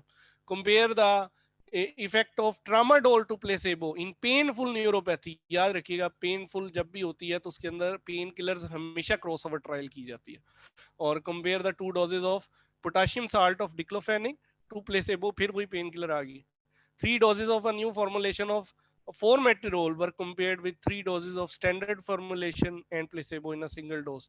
तो ये आ जाती है। लिमिटेशन क्या है, persistent of effect of treatment, if treatment induced changes is the major outcome are not soon reversed when treatment is withdrawn, crossover designs are inappropriate। जारी बात है वहां पे नहीं काम कर सकेंगे। रैपिडली चेंजिंग अंडरलाइंग डिजीज, अगर तो डिजीज फटाफट अपनी वो चेंज कर रहा है कि वो समझ लें कि लीथल इफेक्ट जा रहा है, मोर्टेलिटी की तरफ लेके जा रहा है पेशेंट को, तो वहां पे हम नहीं यूज कर सकते। हाई ड्रॉप आउट रेट, लोग स्टडी छोड़ के जा रहे हैं, भाई इन्होंने क्या तमाशा लगाया, कभी कोई दवाई देते हैं कभी कोई दवाई देते हैं, तो शायद इसकी वजह से भी लोग जो सा है वो क्रॉस ओवर को हम वहां पे कम यूज करते हैं। सब ग्रुप एनालिसिस या सेट अप प्रायोरिटी, ये याद रखना है। प्रायोरिटी ये इसका क्वेश्चन बहुत आता होता है, बहुत क्वेश्चन आता होता है सेट अप प्रायोरिटी का। तो जब भी आप कोई भी स्टडी करने लगते हैं तो उस स्टडी से पहले आप सेट अप प्रायोरिटी करते हैं, और फिर उसके बाद आप एक छोटे ग्रुप में प्रैक्टिकल करने के बाद बड़े ग्रुप की तरफ आते हैं। They are over used and over interpreted ये भी हो जाता है कभी कभी। कंपोजिट एंड पॉइंट और surrogate end point. End point क्या होता है? एंड पॉइंट वो होता है जहां में हमने स्टडी खत्म कर देनी है। जैसे फॉर एग्जांपल कि मैंने 4 साल एक दवाई देखनी है कि इस दवाई का हार्ट रेट पे, हार्ट रेट तो नहीं कहूंगा, एमआई पे, या मैं कहता हूँ कि कार्डियक डेथ पे, पेशेंट डेथ पे, या 2-4 मैं फैक्टर ले लेता हूँ, इस पे क्या असर है। मैं क्यों ऐसे करता हूँ? मैं इसलिए ऐसे करता हूँ क्योंकि अगर मैं खाली एमआई लूंगा ना तो मुझे नंबर ऑफ पार्टिसिपेंट ज्यादा लेने पड़ेंगे, क्योंकि एमआई का इंसिडेंस कम है। लेकिन जब मैं 4-5 एंड पॉइंट इकट्ठे करूंगा तो उनको जब मैं कंबाइन करूंगा तो that is called composite end point. और उनमें कोई भी एक होगा तो मैं सबको कंसीडर करूंगा, क्योंकि उनकी इक्वल जो खतरा है ना, उनका उनका जो रिस्क है वो बराबर है। तो मैं इसलिए उनको इक्वल कंसीडर करूंगा। तो मैं कहूंगा कि भाई अगर इसमें एमआई हो गया तो कार्डियक डेथ हो गई है, पेशेंट डेथ हो गई है, बराबर ही है। ठीक है, तो मैं उस पेशेंट को मार्क कर दूंगा भाई इसमें इवेंट आ गया, कंपोजिट एंड पॉइंट पे आ गया। फिर मैं बाकी पेशेंट्स को देखूंगा कितने साल में, 4 साल में कितने पेशेंट थे जिनमें कंपोजिट एंड पॉइंट आए। ठीक है, समझ रहे कि नहीं? Cardiovascular death, non fatal MI, cardiac arrest with resuscitation, ये 3 है। ये तीनों को में से कोई भी एक आया, मैं कहूंगा लो जी मेरे पेशेंट का एंड पॉइंट आ गया। उस पेशेंट को मैं रिमूव कर दूंगा, बाकी पेशेंट्स के साथ चलता रहूंगा। और जितने अरसे की स्टडी होगी उतना अरसा हम पूरा करेंगे, 4 साल। लेकिन अगर किसी बंदे में एमआई हो गया, उसके अंदर मैं स्टडी नहीं कैरी ऑन कर सकता, उसकी तो डेथ हो जाएगी आगे जाके। सरोगेट एंड पॉइंट, सरोगेट क्या होते हैं? मार्कर्स, कि वो जी आपको कोई मार्क कर देता है। जैसे एलडीएलसी, मैं कहता हूँ यार मेरी ये दवाई है, इसकी वजह से एलडीएलसी कम हो रहा है। अगर एलडीएलसी कम हो रहा है तो ऑटोमेटिकली स्ट्रोक के चांसेस या कार्डियोवैस्कुलर डेथ के चांसेस क्या हो गए हैं? कम हो गए हैं। तो हम सरोगेट एंड पॉइंट होते हैं, इसमें हम देखेंगे जी हमारी वैल्यू अगर यहाँ तक पहुंच गई, HbA1c इधर आ गया, तो डायबिटीज हो सकती है, नहीं हो सकती। तो ये सरोगेट एंड पॉइंट्स होते हैं। उसके अलावा हम ट्रायल्स कुछ करते हैं, सुपीरियरिटी, नॉन इंफीरियरिटी और इक्वलेंस। सुपीरियरिटी में क्या होता है कि हम ये बताते हैं कि भाई हमारी ड्रग सुपीरियर है बाकी से। तो इसमें क्या होता है? Design to detect a difference between experimental treatment, this is the typical design in a clinical trial. दूसरी है इक्विवेलेंस, इक्विवेलेंस ट्रायल, ये बायो इक्विवेलेंस में किया जाता है कि हम ये कहते हैं हमारी ड्रग जो है वो बायो इक्विवेलेंट है, ना उससे कम है ना उससे ज्यादा है। और एक होता है नॉन इंफीरियरिटी। नॉन इंफीरियरिटी का मतलब है कि हम, मतलब ठीक है इससे कम है लेकिन इतने भी कम नहीं है कि हम इफेक्ट ना दे सके। ठीक है ना? तो उसकी जो रेशो होती है वो 13% और लेस। अगर 13% से नीचे चली जाती है तो वो इंफीरियर कॉज होगी। लेकिन अगर 13% से ऊपर ऊपर रहती है, 12%, 10%, 8% कम आती है इसकी वैल्यू, तो this is called non inferior drug. तो this is not clinically worse than an existing treatment. अच्छा ठीक है, आगे आ जाते हैं हम इंटेंशन टू ट्रीट एनालिसिस और पर प्रोटोकॉल एनालिसिस और एज ट्रीटेड एनालिसिस। अच्छा, ये इंटेंशन टू ट्रीट एनालिसिस क्या होता है? अब मैंने एक स्टडी की है, फॉर एग्जांपल मैंने 100 पार्टिसिपेंट लिए। 100 पार्टिसिपेंट में से 10 ऐसे हैं जिन्होंने को मैंने दवाई दी, उन्होंने दवाई नहीं खाई। 10 ऐसे हैं जिनकी डेथ होगी। तो अब मैंने एट द एंड, क्या मैं उन जो 10 को जो नॉन एडहेरेंट हैं, तो क्या मैं उनको इंक्लूड करूं या ना करूं? अगर मैं उनको इंक्लूड करता हूं तो मैं कहता हूं मेरे टोटल नंबर ऑफ पार्टिसिपेंट 100 के 100 ही हैं। बेशक वो नॉन एडहेरेंट थे, बेशक कुछ की डेथ हो गई, बेशक कुछ स्टडी छोड़ के चले गए, स्टडी छोड़ छोड़ के चले गए, वो भी तो नॉन एडहेरेंट हो गए ना। तो मैं कहूंगा बेशक वो चले गए, लेकिन मेरे टोटल, मैं जो जब रिजल्ट लगाऊंगा तो मैं टोटल 100 के 100 ही रखूंगा। तो it is called intention to treat analysis. याद रखना है, जब मैं पार्टिसिपेंट की तादाद टोटल कम नहीं करूंगा।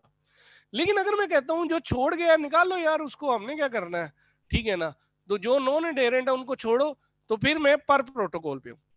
अब इसमें आप ये देख सकते हैं कि पॉजिटिव हुए 50 पॉजिटिव हो गए और 40 नेगेटिव हो गए, 5 की डेथ हो गई और 5 हो गए नॉन एडेरेंट। नॉन एडेरेंट मतलब उन्होंने दवाई नहीं खाई। अब 5 की डेथ होगी, 5 नॉन एडेरेंट हो गए, 10 हो गए। ठीक है ना, पॉजिटिव हो गए 50 और नेगेटिव हो गए 40। लेकिन उसके बावजूद जब हम एनालिसिस निकालेंगे तो हम कहेंगे पॉजिटिव का एनालिसिस है 50/100 और नेगेटिव का एनालिसिस है 40/100। हम वो एडेरेंट, नॉन एडेरेंट जो से वो भी इंक्लूड करेंगे। ठीक है, और इसका फायदा क्या होता है, ये हमें रियल कंडीशन देती है। रियल कंडीशन इस तरह देती है क्योंकि जो पेशेंट हमसे दवाइयां लेके जाते हैं वो भी नॉन एडेरेंट होते हैं, और उसमें हमें चांसेस क्लियर नजर आ सकते हैं फ्यूचर के अंदर पेशेंट्स के अंदर। पर प्रोटोकॉल जो सी है, ये हम सिर्फ उनको इंक्लूड करेंगे जो जिनकी डेथ हुई या जो स्टडी में रहे। जो नॉन एडेरेंट हुए, हमने कहा भाई इसने तो ट्रायल में आना छोड़ दिया है, बस ठीक है इसको निकाल दो, ठीक है ना, उसको हम डिलीट कर देंगे। तो इन्होंने 95 टोटल इंक्लूड किए, ठीक है। आगे आ जाता है ट्रीटेड एनालिसिस। एज ट्रीटेड मतलब जैसी ट्रीटमेंट की गई है। तो कैसी ट्रीटमेंट की गई है भाई?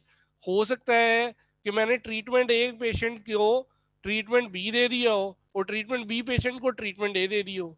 तो मैं क्या करूंगा, अगर मैंने, बेशक वो ग्रुप ए में आया है, पेशेंट बेशक ग्रुप ए का है, लेकिन उसने ग्रुप बी की दवाई खा ली है, तो मैं अब उसको किस में शामिल करूंगा? ग्रुप बी में। मैं अब उसको ग्रुप ए में नहीं रहने दूंगा, क्योंकि उसने ग्रुप बी की दवाई ले ली है। तो this is called as treated analysis, कि जैसी ट्रीटमेंट मिली है उसने वैसे की है। तो वो जो उनसा है ना 110 पे भी जा सकती है प्रीवियस एग्जांपल के मुताबिक, ठीक है। आगे आ जाते हैं सिस्टमैटिक रिव्यू और मेटा एनालिसिस। ये लास्ट है स्टडी का पार्ट। तो जब हम बहुत सारी स्टडीज को इकट्ठा करते हैं एक किस्म की, फिर हम उसका एक निचोड़ निकालते हैं। तो जब हम उसका निचोड़ निकालते हैं तो उसको हम कहते हैं सिस्टमैटिक रिव्यू। उस रिव्यू को लिखा जाता है सिस्टमैटिकली, बारी बारी, उनमें कॉमन चीजें लिखी जाती है। इसी तरह जब उसको मैथमेटिकली लिखा जाता है तो उसको हम क्या कहते हैं? Meta analysis. उसी चीज को अगर हम मैथमेटिकली लिख लेते हैं काई स्क्वायर, कोक्रेन वगैरह के जरिए, तो वो मेटा एनालिसिस है। और अगर आप खाली लिखते हैं, मैथमेटिकल कोई चीज नहीं करते, तो फिर उसको हम क्या कहते हैं? Systematic review. Pharmaco economic studies होती हैं। अच्छा, ये चार, इसका बड़ा सवाल आता है क्योंकि ये बहुत कंफ्यूजिंग है, लेकिन मेरा मकसद है कि आप लोगों की कंफ्यूजन को दूर करना। तो मेरे साथ रहिएगा। सबसे पहले आई थी कॉस्ट मिनिमाइजेशन एनालिसिस। तो भाई हम दो ड्रग्स लेंगे, दो ट्रीटमेंट लेंगे, मैं कहूंगा भी इसकी कॉस्ट कम पड़ रही है, इसकी कॉस्ट ज्यादा पड़ रही है, तो बताएं ये कौन सा एनालिसिस हो गया? Cost minimisation. Difference in the cost, difference in the cost, ये कॉस्ट कम पड़ रही है इसकी निस्बत, या ये ट्रीटमेंट सस्ता पड़ रहा है इसकी निस्बत, तो ये हमारा कॉस्ट मिनिमाइजेशन हो गया। अब दूसरा आ जाता है कॉस्ट इफेक्टिवनेस। कॉस्ट इफेक्टिव किस चीज को कहते हैं? जब आपको इफेक्ट नजर आने लग जाए, मैं आपको दिखाऊं कि भाई ये एफिकेसी है इसकी, ये रिजल्ट दिए हैं। मैं आपको कहता हूं आपने जो $50,000 खर्चे हैं, उस $50,000 की वजह से मैंने 10,000 लोगों को डायबिटीज नेगेटिव कर दी है। तो आपको एफिकेसी नजर आई है कि नहीं आई है? आपको एफिकेसी नजर आई है, तो आपने कहा यार ये कॉस्ट इफेक्टिव है, ये ट्रीटमेंट कॉस्ट इफेक्टिव है, इसकी वजह से डायबिटीज रिवर्स हो रही है, इसकी वजह से लोगों की सेहत अच्छी हो रही है, ठीक है ना, ईयर्स ऑफ लाइफ सेव्ड हो रहे हैं, ब्लड ग्लूकोज कंट्रोल हो रहा है, ब्लड शुगर कंट्रोल हो रहा है इस कॉस्ट की वजह से। तो ये हमारे पैसों का ज़िया नहीं है, बल्कि ये कॉस्ट इफेक्टिव ट्रीटमेंट है। एफिकेसी की जब बात आएगी तो वो कॉस्ट इफेक्टिव है। अगर पैसे कम करने की बात आएगी तो मिनिमाइजेशन है। दो डिफरेंस क्लियर है। तीसरे की तरफ जाऊंगा, यूटिलिटी। यूटिलिटी हमेशा वहां पे जहां पर वो ये बात लिख दे examiner, quality adjusted life year, वो कॉस्ट यूटिलिटी है। जहां क्वालिटी एडजस्टेड लाइफ ईयर आपके बेहतर हो गए हैं। एक है ईयर्स ऑफ लाइफ सेव्ड, इन दोनों को कंफ्यूज नहीं करना है। ईयर ऑफ लाइफ सेव्ड, जाहिर बात है आपकी डायबिटीज कम हुई है तो आपकी जिंदगी जोन सी है ना वो लाइफ आपके सेव हुए ना साल। लेकिन quality adjusted life year, QALY, ये और चीज है। जहां पर इसकी बात करेगा वो यूटिलिटी है, ठीक है ना। तो अगर वो इसकी बात करता है कि क्वालिटी एडजस्टेड लाइफ ईयर बेहतर हो गए हैं इस कॉस्ट की वजह से, तो वो कॉस्ट यूटिलिटी है। उसके बाद cost benefit effect. Cost benefit हमें इसका क्या आ रहा है? अब ये कॉस्ट इफेक्टिवनेस के साथ हम लोग अमूमन कंफ्यूज कर जाते हैं, ठीक है। हमने मोनोमेट्री वैल्यू निकालनी है, एक वैल्यू निकालनी है इसकी, is placed on both therapy cost and beneficial health outcome, के इन दोनों थेरेपियों में से किसका फायदा हमें मोनोमेट्री वैल्यू में ज्यादा आया, तो वो हमारा जो होगा वो कॉस्ट क्या होगा? बेनिफिट होगा। या आप ये ज़हन में रख लें, अगर आप ये पहले तीन सही तरीके से कर लेते हैं ना, तो चौथा ऑटोमेटिकली बेनिफिट है। ये बहुत कंफ्यूजिंग है। मुझे पहले एग्जाम में दो सवाल इसके आए थे और मुझे लगता है मैंने दोनों ही गलत किए थे, क्योंकि वो स्टार्ट था तो हम नॉन फार्मा को इतनी वैल्यू नहीं दे रहे थे। तो मैं इसलिए आप लोगों के ऊपर इतनी ज़्यादा इन्वेस्टमेंट कर रहा हूँ ताकि आप लोगों का ये पोर्शन अगर पास हो जाता है तो आपके एग्जाम पास होने के अंदर बहुत ज़्यादा चांसेस हैं। तो हम आगे चलते हैं। IRB review board. IRB review board क्या होता है? इसका मकसद क्या होता है? इसका मकसद ये होता है कि हमने कोई स्टडी करनी है, तो इसका इंस्टीट्यूशनल रिव्यू बोर्ड होता है। जैसे आपके फॉर एग्जांपल आपके पाकिस्तान में ना डिफरेंट इंस्टीट्यूशंस हैं, शिफा है, आगा खान है, ये शुक्र खानम है। अगर हम गवर्नमेंट की बात करते हैं तो हर शहर के अंदर DHQ THQ है, और बड़े बड़े इंस्टीट्यूशंस हैं, हॉस्पिटल्स हैं, मेडिकल स्पेशलिस्ट बोर्ड्स होते हैं वहाँ पे। तो वहाँ पे एक इंस्टीट्यूशनल रिव्यू बोर्ड बैठा होता है, जिसको हम रिसर्च के बारे में बताते हैं, भाई हमने ये रिसर्च करनी है। तो वो उसको रिसर्च को पास करते हैं या नहीं करते हैं, हमें एग्जम्पशन देते हैं या नहीं देते हैं, या हमसे वो कहते हैं जी ये कंसेंट लाओ, वो लाओ, ये लाओ, और हमसे डिटेल पूछते हैं हमारी स्टडी की। तो फिर उसके बाद वो हमें अलाउ करते हैं, तो हम वहाँ पे स्टडी करते हैं। तो उसमें 3 किस्म की एग्जम्पशन होती हैं। एक होती है exemption from full IRB review, के आपको IRB रिव्यू की बिल्कुल कोई जरूरत नहीं है, एक्सपीडिटेड रिव्यू की जरूरत है, और फुल रिव्यू की जरूरत है।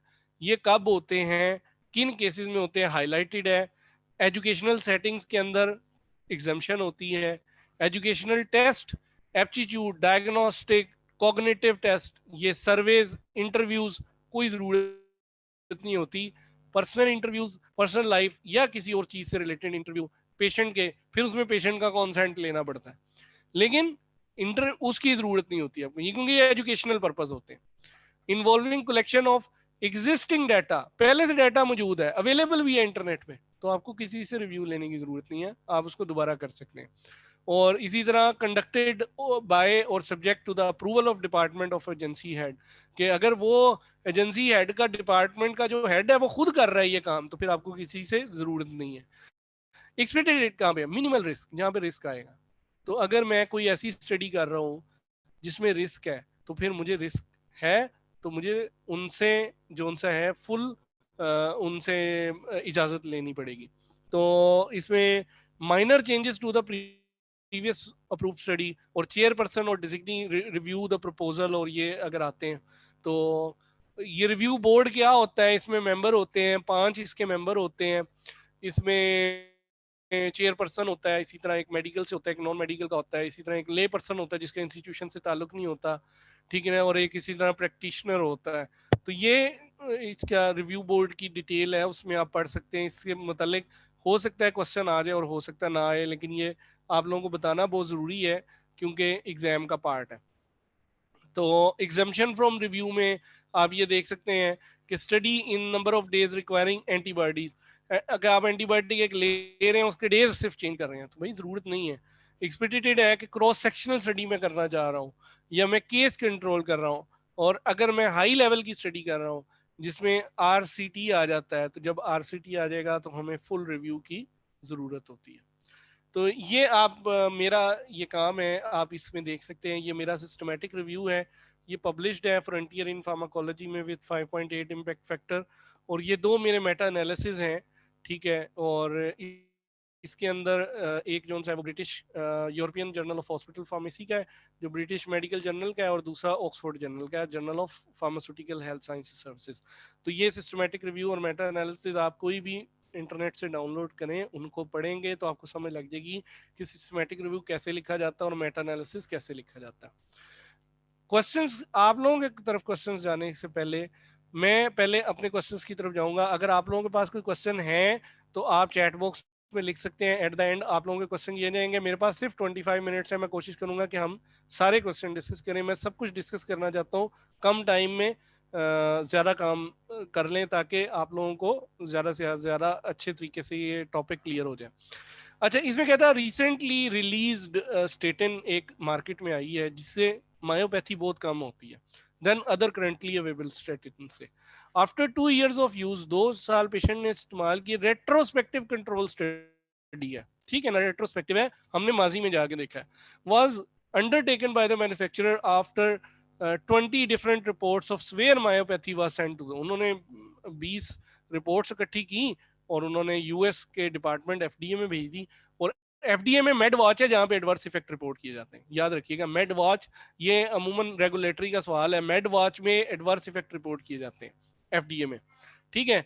तो risk factor for statin induced myopathy was not assessed, ये रिस्क फैक्टर नहीं आपने निकाले, आपने सिर्फ रिपोर्ट किया है। However, both the cases and the control of the study had identical diagnostic evaluation मतलब दोनों केसेस और कंट्रोल दोनों सेम है, पेशेंट एक जैसे हैं, कोई फर्क नहीं है, and were stratified according to the duration of statin use, और उनमें स्ट्रेटिफिकेशन भी की गई है। याद है मैंने आपको बताया था स्ट्रेटिफिकेशन की जाती है, रैंडमाइजेशन की जाती है ताकि बाइसनेस कम हो, तो बाइसनेस भी उन्होंने कम की है।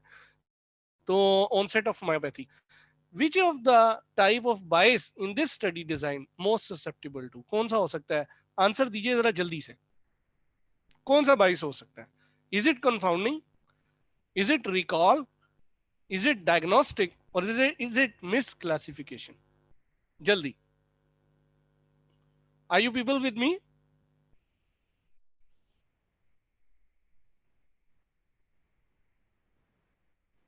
रिकॉल, सुमैया, एग्जैक्टली मैंने बहुत जोर दिया था, बिल्कुल आपने सही पकड़ा। ये जब भी हम रेट्रोस्पेक्टिव की बात करेंगे तो रिकॉल बाइस आ सकता है, बिल्कुल Sumaiya, Shansi, Anam, thank you very much. Which factor will be the most affected by the type of bias likely to occur, कौन सा फैक्टर इसमें है? एक्सटर्नल वैलिडिटी पे इफेक्ट करेगा रिकॉल, इंटरनल वैलिडिटी पे इफेक्ट करेगा, असेसमेंट ऑफ एक्सपोजर पे करेगा, या number of patient needed for the study पे करेगा? जी, बाइसनेस की वजह से किस पे इफेक्ट पड़ेगा?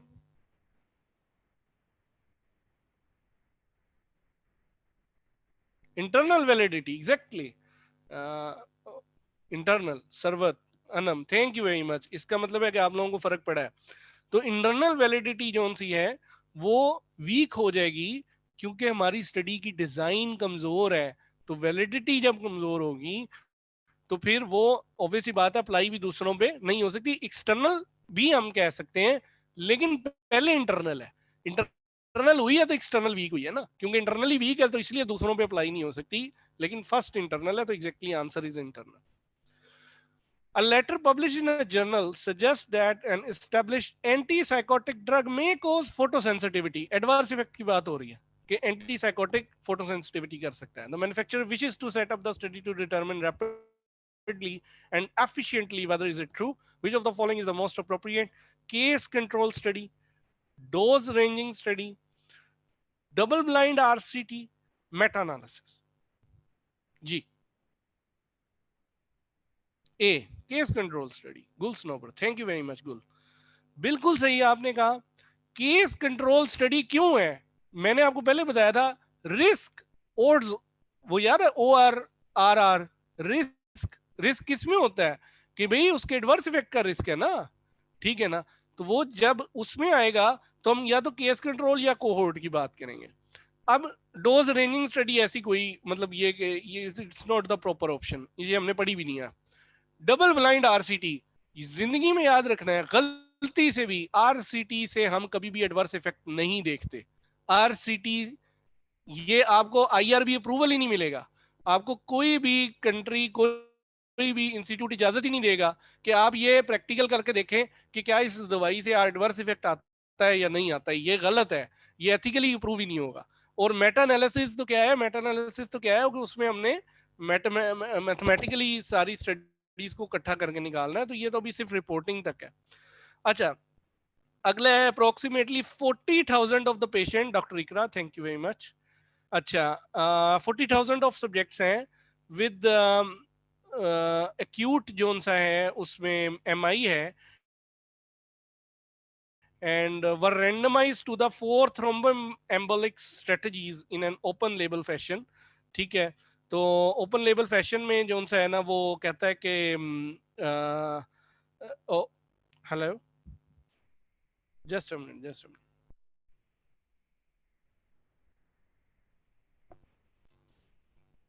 जी, अच्छा, तो मैं आपको बता रहा था कि ओपन लेबल जोन सा है ना, वो फैशन में उसको बताता है कि M I were randomise to the 4 thrombolytic strategies. अच्छा, 4 किस्म की स्ट्रेटजीज हमने थ्रोम्बोलिटिक स्ट्रेटजीज यूज की हैं इन an open label fashion, which is the primary fault in the study design. क्या स्टडी डिजाइन में फॉल्ट हो सकता है? लैक ऑफ प्लेसेबो, क्या हमने प्लेसेबो नहीं दी पेशेंट को? लैक ऑफ इन्वेस्टिगेटर ब्लाइंडिंग, क्या हमने इन्वेस्टिगेटर को ब्लाइंड नहीं किया था? प्रेजेंस ऑफ हिस्टोरिकल कंट्रोल, किसमें कोई हिस्टोरिकल कंट्रोल है? प्रेजेंस ऑफ सिलेक्शन बाइस, क्या हमने सिलेक्शन गलत की है? जी बताएं। जल्दी जल्दी। ए सुमैया, लैक ऑफ प्लेसेबो। एश, lack of placebo, lack of placebo. आप ऐसा करें, प्लेसेबो दे दें और पेशेंट मर जाएगा। आप प्लेसेबो दे देंगे तो पेशेंट तो मर जाएगा। क्या आप प्लेसेबो दे सकते हैं?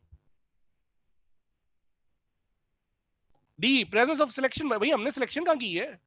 पेशेंट तो आई हमारे पास, 40,000 पेशेंट है और सबको एम आई है, उनको हमने रेंडमाइज किया है। बीच में किसी ने बी भी लिखा है, नबीहा ने, lack of investigator blinding. Exactly, हमने इन्वेस्टिगेटर को तो ब्लाइंड ही नहीं किया भाई, हमने ब्लाइंडिंग तो की नहीं है। इन्वेस्टिगेटर को जब पता है कि मैं किसको क्या दे रहा हूं, तो ये तो आपकी बाइसनेस आ जाएगी स्टडी के अंदर। तो भाई याद रखिएगा, जिस पेशेंट को दवाई ना देने से या प्लेसेबो देने से डेथ हो सकती है, रिस्क ऑफ डेथ है, वहां कभी भी हमने प्लेसेबो नहीं देनी। ये एथिकली गलत है, ठीक है ना। जिस तरह मैंने आपको बताया था कि एथिकली एडवर्स इफेक्ट आरसीटी से चेक करना गलत है, इसी तरह ये भी एथिकली गलत है। ठीक है, Areesha C. Okay, presence of historical control and okay sir, doctor Iqra. अच्छा, आगे हम चलते हैं। Multi centre double blind placebo control trial randomly assigned 4,837 patient to the treatment with a margarine उन्होंने यूज किया सप्लीमेंटेड विद ओमेगा 3 अल्फा लेनिक acid और अ placebo margarine. दो किस्म के मार्जरीन है, पेशेंट्स को दिए हैं, डबल ब्लाइंड है, आरसीटी है और प्लेसेबो कंट्रोल है। The primary combined end point was the rate of the cardiovascular event. Cardiovascular event की फिर उन्होंने डेफिनेशन दी है, as a fatal and non fatal cardiovascular event and percutaneous coronary intervention भी हो सकती है। डेटा वर, तो ये क्या है, ये इतने सारे उसने लिख दिए, तो ये क्या है, कंपोजिट एंड पॉइंट। याद रखिएगा, ये कंपोजिट एंड पॉइंट है। Data were analysed according to the intention to treat. Intention to treat क्या था, कि अगर कोई बंदा स्टडी छोड़ जाए तो उसको भी हमने इंक्लूड करना है with the use of Cox proportional hazard. ये डॉक्टर रीशा आपको पढ़ाएंगी, कॉक्स प्रोपोर्शनल हैजर्ड मॉडल, ठीक है। द हैजर्ड रेशियो या रिस्क रेशियो आप कह लें, and 95% confidence interval for margarine with ALA group was 0.9 and confidence interval value is 0.78 to 1.05 respectively. In the perspective subgroup of the woman, margarine with ALA was associated with risk factor 0.5 और जो women का जो है ना उसमें इतना है। अब वो सवाल ये करता है which statement is most appropriate, कि आपको इससे पता क्या लग रहा है, margarine with ALA statistically significant reduce the risk of cardiovascular, क्या वो पी वैल्यू उसने दी है? गुलसनोबर ने पहले सी लिख दिया है, मार्जिनिन with ALA statistically significant reduce the risk of cardiovascular event, क्या ये है? पी वैल्यू दी है। मार्जिनिन with ALA did not significantly reduce the risk of cardiovascular event, P 0.03, P is more than 0.03, P is more than 0.03। दोबारा बोला है मैंने, without a p value it is not possible to determine whether the margarine with ALA affected cardiovascular event। Ji,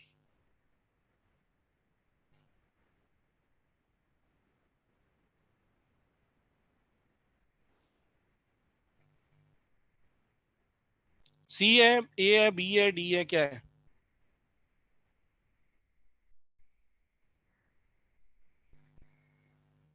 B है।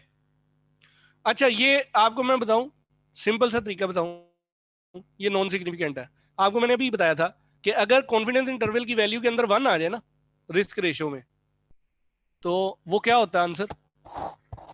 Non significant. याद है ना आपको, मैंने आपको बताया कॉन्फिडेंस इंटरवल में अगर 1 आ जाए वैल्यू, तो वो 1 के उधर भी आ रही है, 1 के इधर भी आ रही है। तो जब वो 1 के उधर और इधर आ रही है, तो ये तो डिफरेंस ही नहीं है। तो दोनों के अंदर किसी भी किस्म का कोई डिफरेंस नहीं है, ये पी वैल्यू पे डिपेंड नहीं करता है, इसमें हमें पी वैल्यू में जाने की जरूरत नहीं है, ठीक है। अच्छा, इसी का हम पार्ट 2 में जाते हैं। वो कहता है when the study was being designed, which choice describe outcome of which study was most likely to have powered difference in the rate of composite outcome cardiovascular event, difference in the rate of percutaneous क्या मतलब ये कि वो ये कह रहा है कि कौन सी चीज स्टडी की पावर ज्यादा दे सकती है, कि हमारी स्टडी ज्यादा बेहतर हो सकती है, किस चीज से हो सकती है? कंपोजिट आउटकम कार्डियोवास्कुलर इवेंट के उससे बेहतर हो सकती है, परक्यूटेनियस कोरोनरी इंटरवेंशन से बेहतर हो सकती है डिफरेंसेस से, rate of composite outcome in women और मेन क्या जेंडर डिफरेंस करने से हो सकती है, किससे हो सकती है?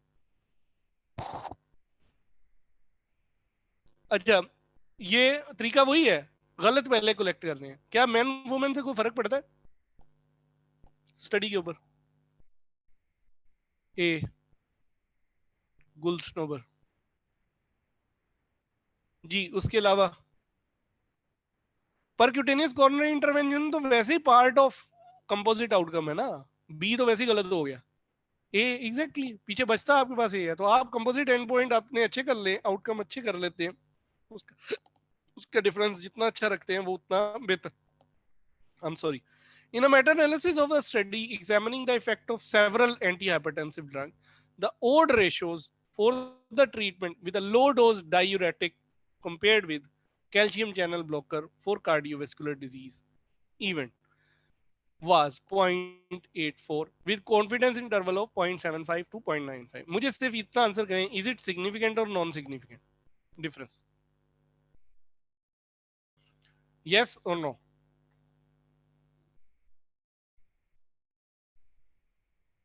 Significant, exactly, क्योंकि इसमें वन नहीं आया, 0.75 से 0.95 तक आया, वन तक नहीं आया।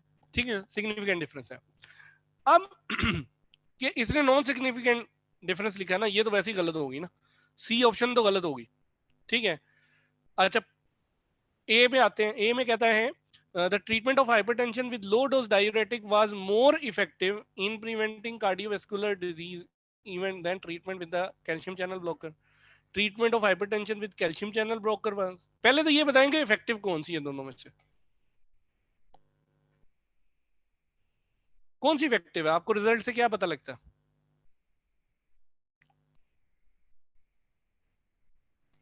और आखिरी ऑप्शन है that odds of developing cardiovascular event when treating hypertension with low dose diuretic are lower than that of calcium channel blocker। जी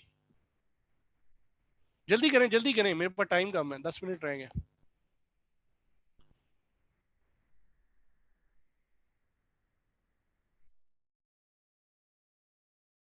जी नहीं, चले मैं बताता हूँ। ए ए गलत है, क्यों गलत है मैं बताता हूँ। बी भी गलत है, सी भी गलत है, डी ठीक है। पहली बात तो ये है कि हमने ट्रीटमेंट एफिकेसी की तो बात ही नहीं कर रहे। ट्रीटमेंट एफिकेसी की कौन बात कर रहा है भाई? हम तो बात कर रहे हैं ओ आर। ओ आर क्या है?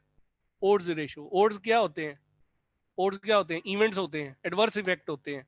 तो हम तो odd of developing cardiovascular event, odds of developing cardiovascular event, odds of developing adverse effect, ठीक है, इसमें कम है उसमें जा रहा है। एफिकेसी की तो बात ही नहीं की, हम तो सेफ्टी की बात कर रहे हैं।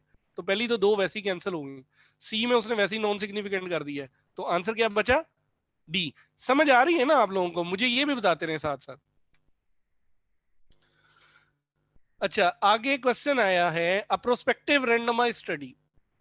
रैंडमाइज स्टडी है, प्रोस्पेक्टिव है, compared with only once daily enoxaparin, twice daily enoxaparin, दोनों को हमने कंपेयर करना है। ठीक है ना? अब हम वंस डेली को कंपेयर कर रहे हैं ट्वाइस डेली के साथ। अब इसमें ऑड ऑफ इवेंट क्या है?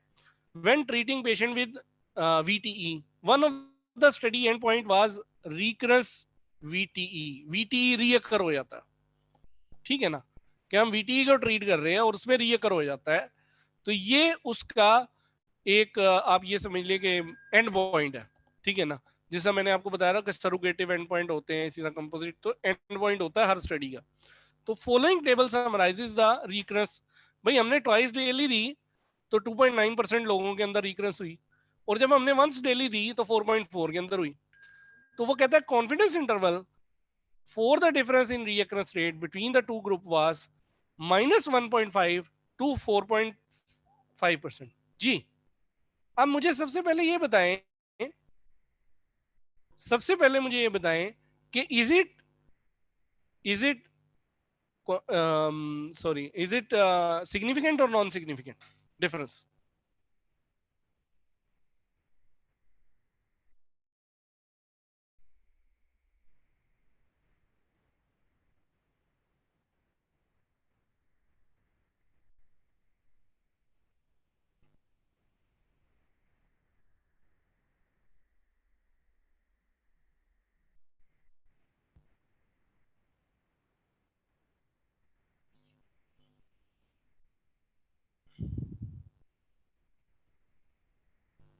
जी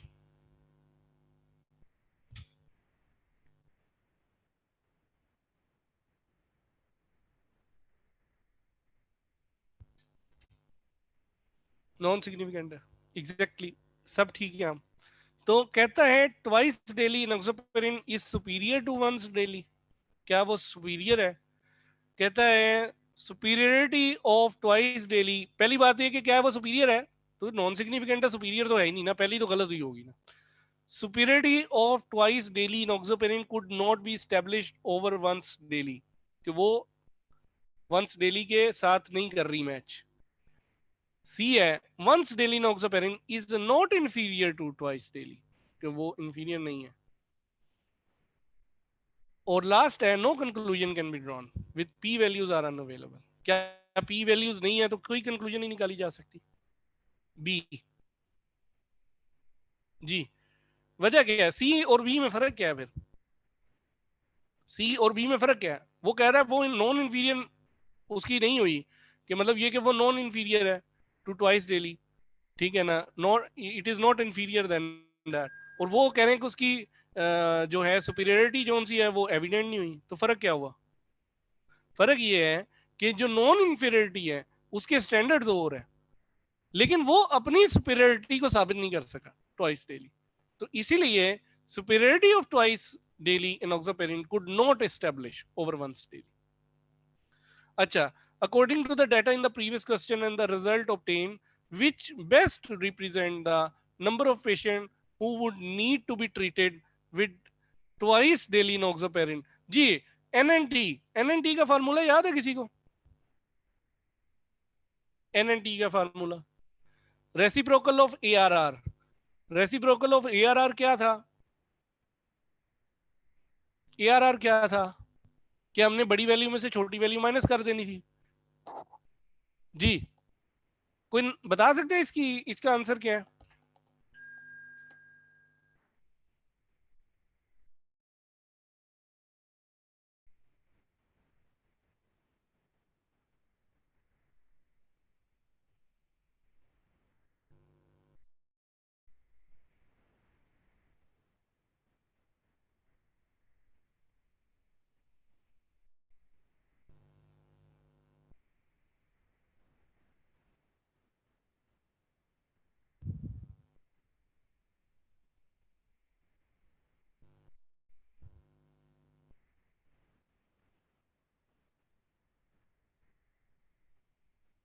0.66 D D D D exactly it is non significant. तो नॉन सिग्निफिकेंट जब रिजल्ट होता है तो उसमें हम वैल्यू नहीं निकाल सकते। When describing the result of randomized control trial, the investigator report using an intention to treat analysis to analyze their data. The result of their investigation comparing two diuretic for the heart failure show no difference in the number of hospitalization for decompensated heart failure between the treatment group. Given their method of data analysis, which statement is most appropriate? May be susceptible to issue regarding the recall bias, provide a good measure of effectiveness under the typical condition, cannot provide an estimate of the method effectiveness, may overestimate the actual treatment effect. जी बताएं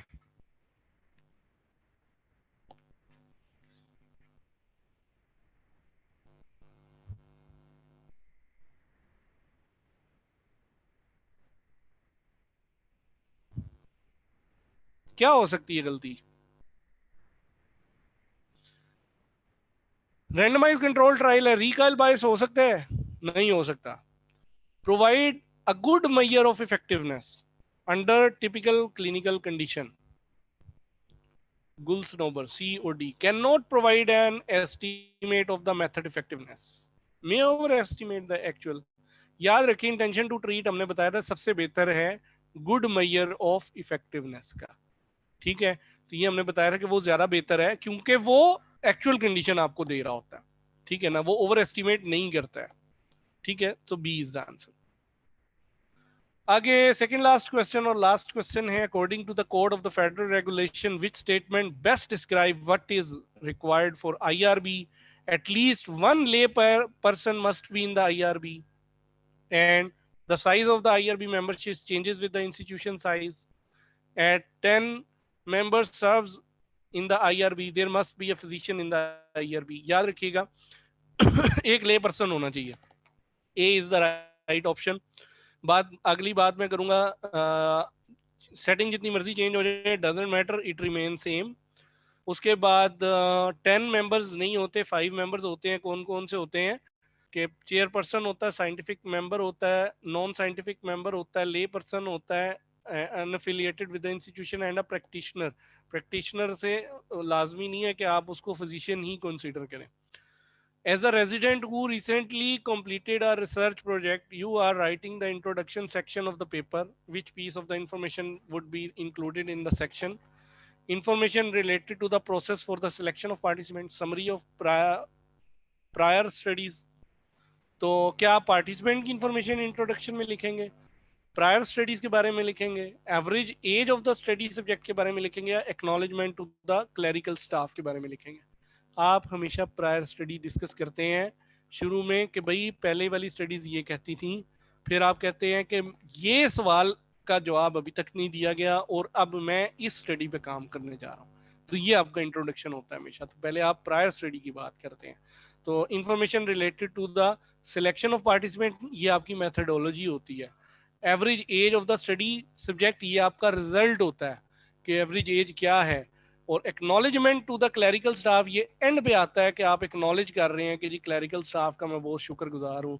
जिस तरह मैं अभी acknowledge करूंगा कि मैं giving back to pharmacy in Pakistan का मैं बहुत शुक्रगुजार हूँ. Thank you very much to all. Thank you very much Dr. Anam. She is with us all the time. And thank you very much, all of you. If you have still any other question, you can ask. I'm here for 2 minutes more. After that, I will respond to you. Yes. Sumaya, we are much thankful, sir. Thank you very much, Sumaya.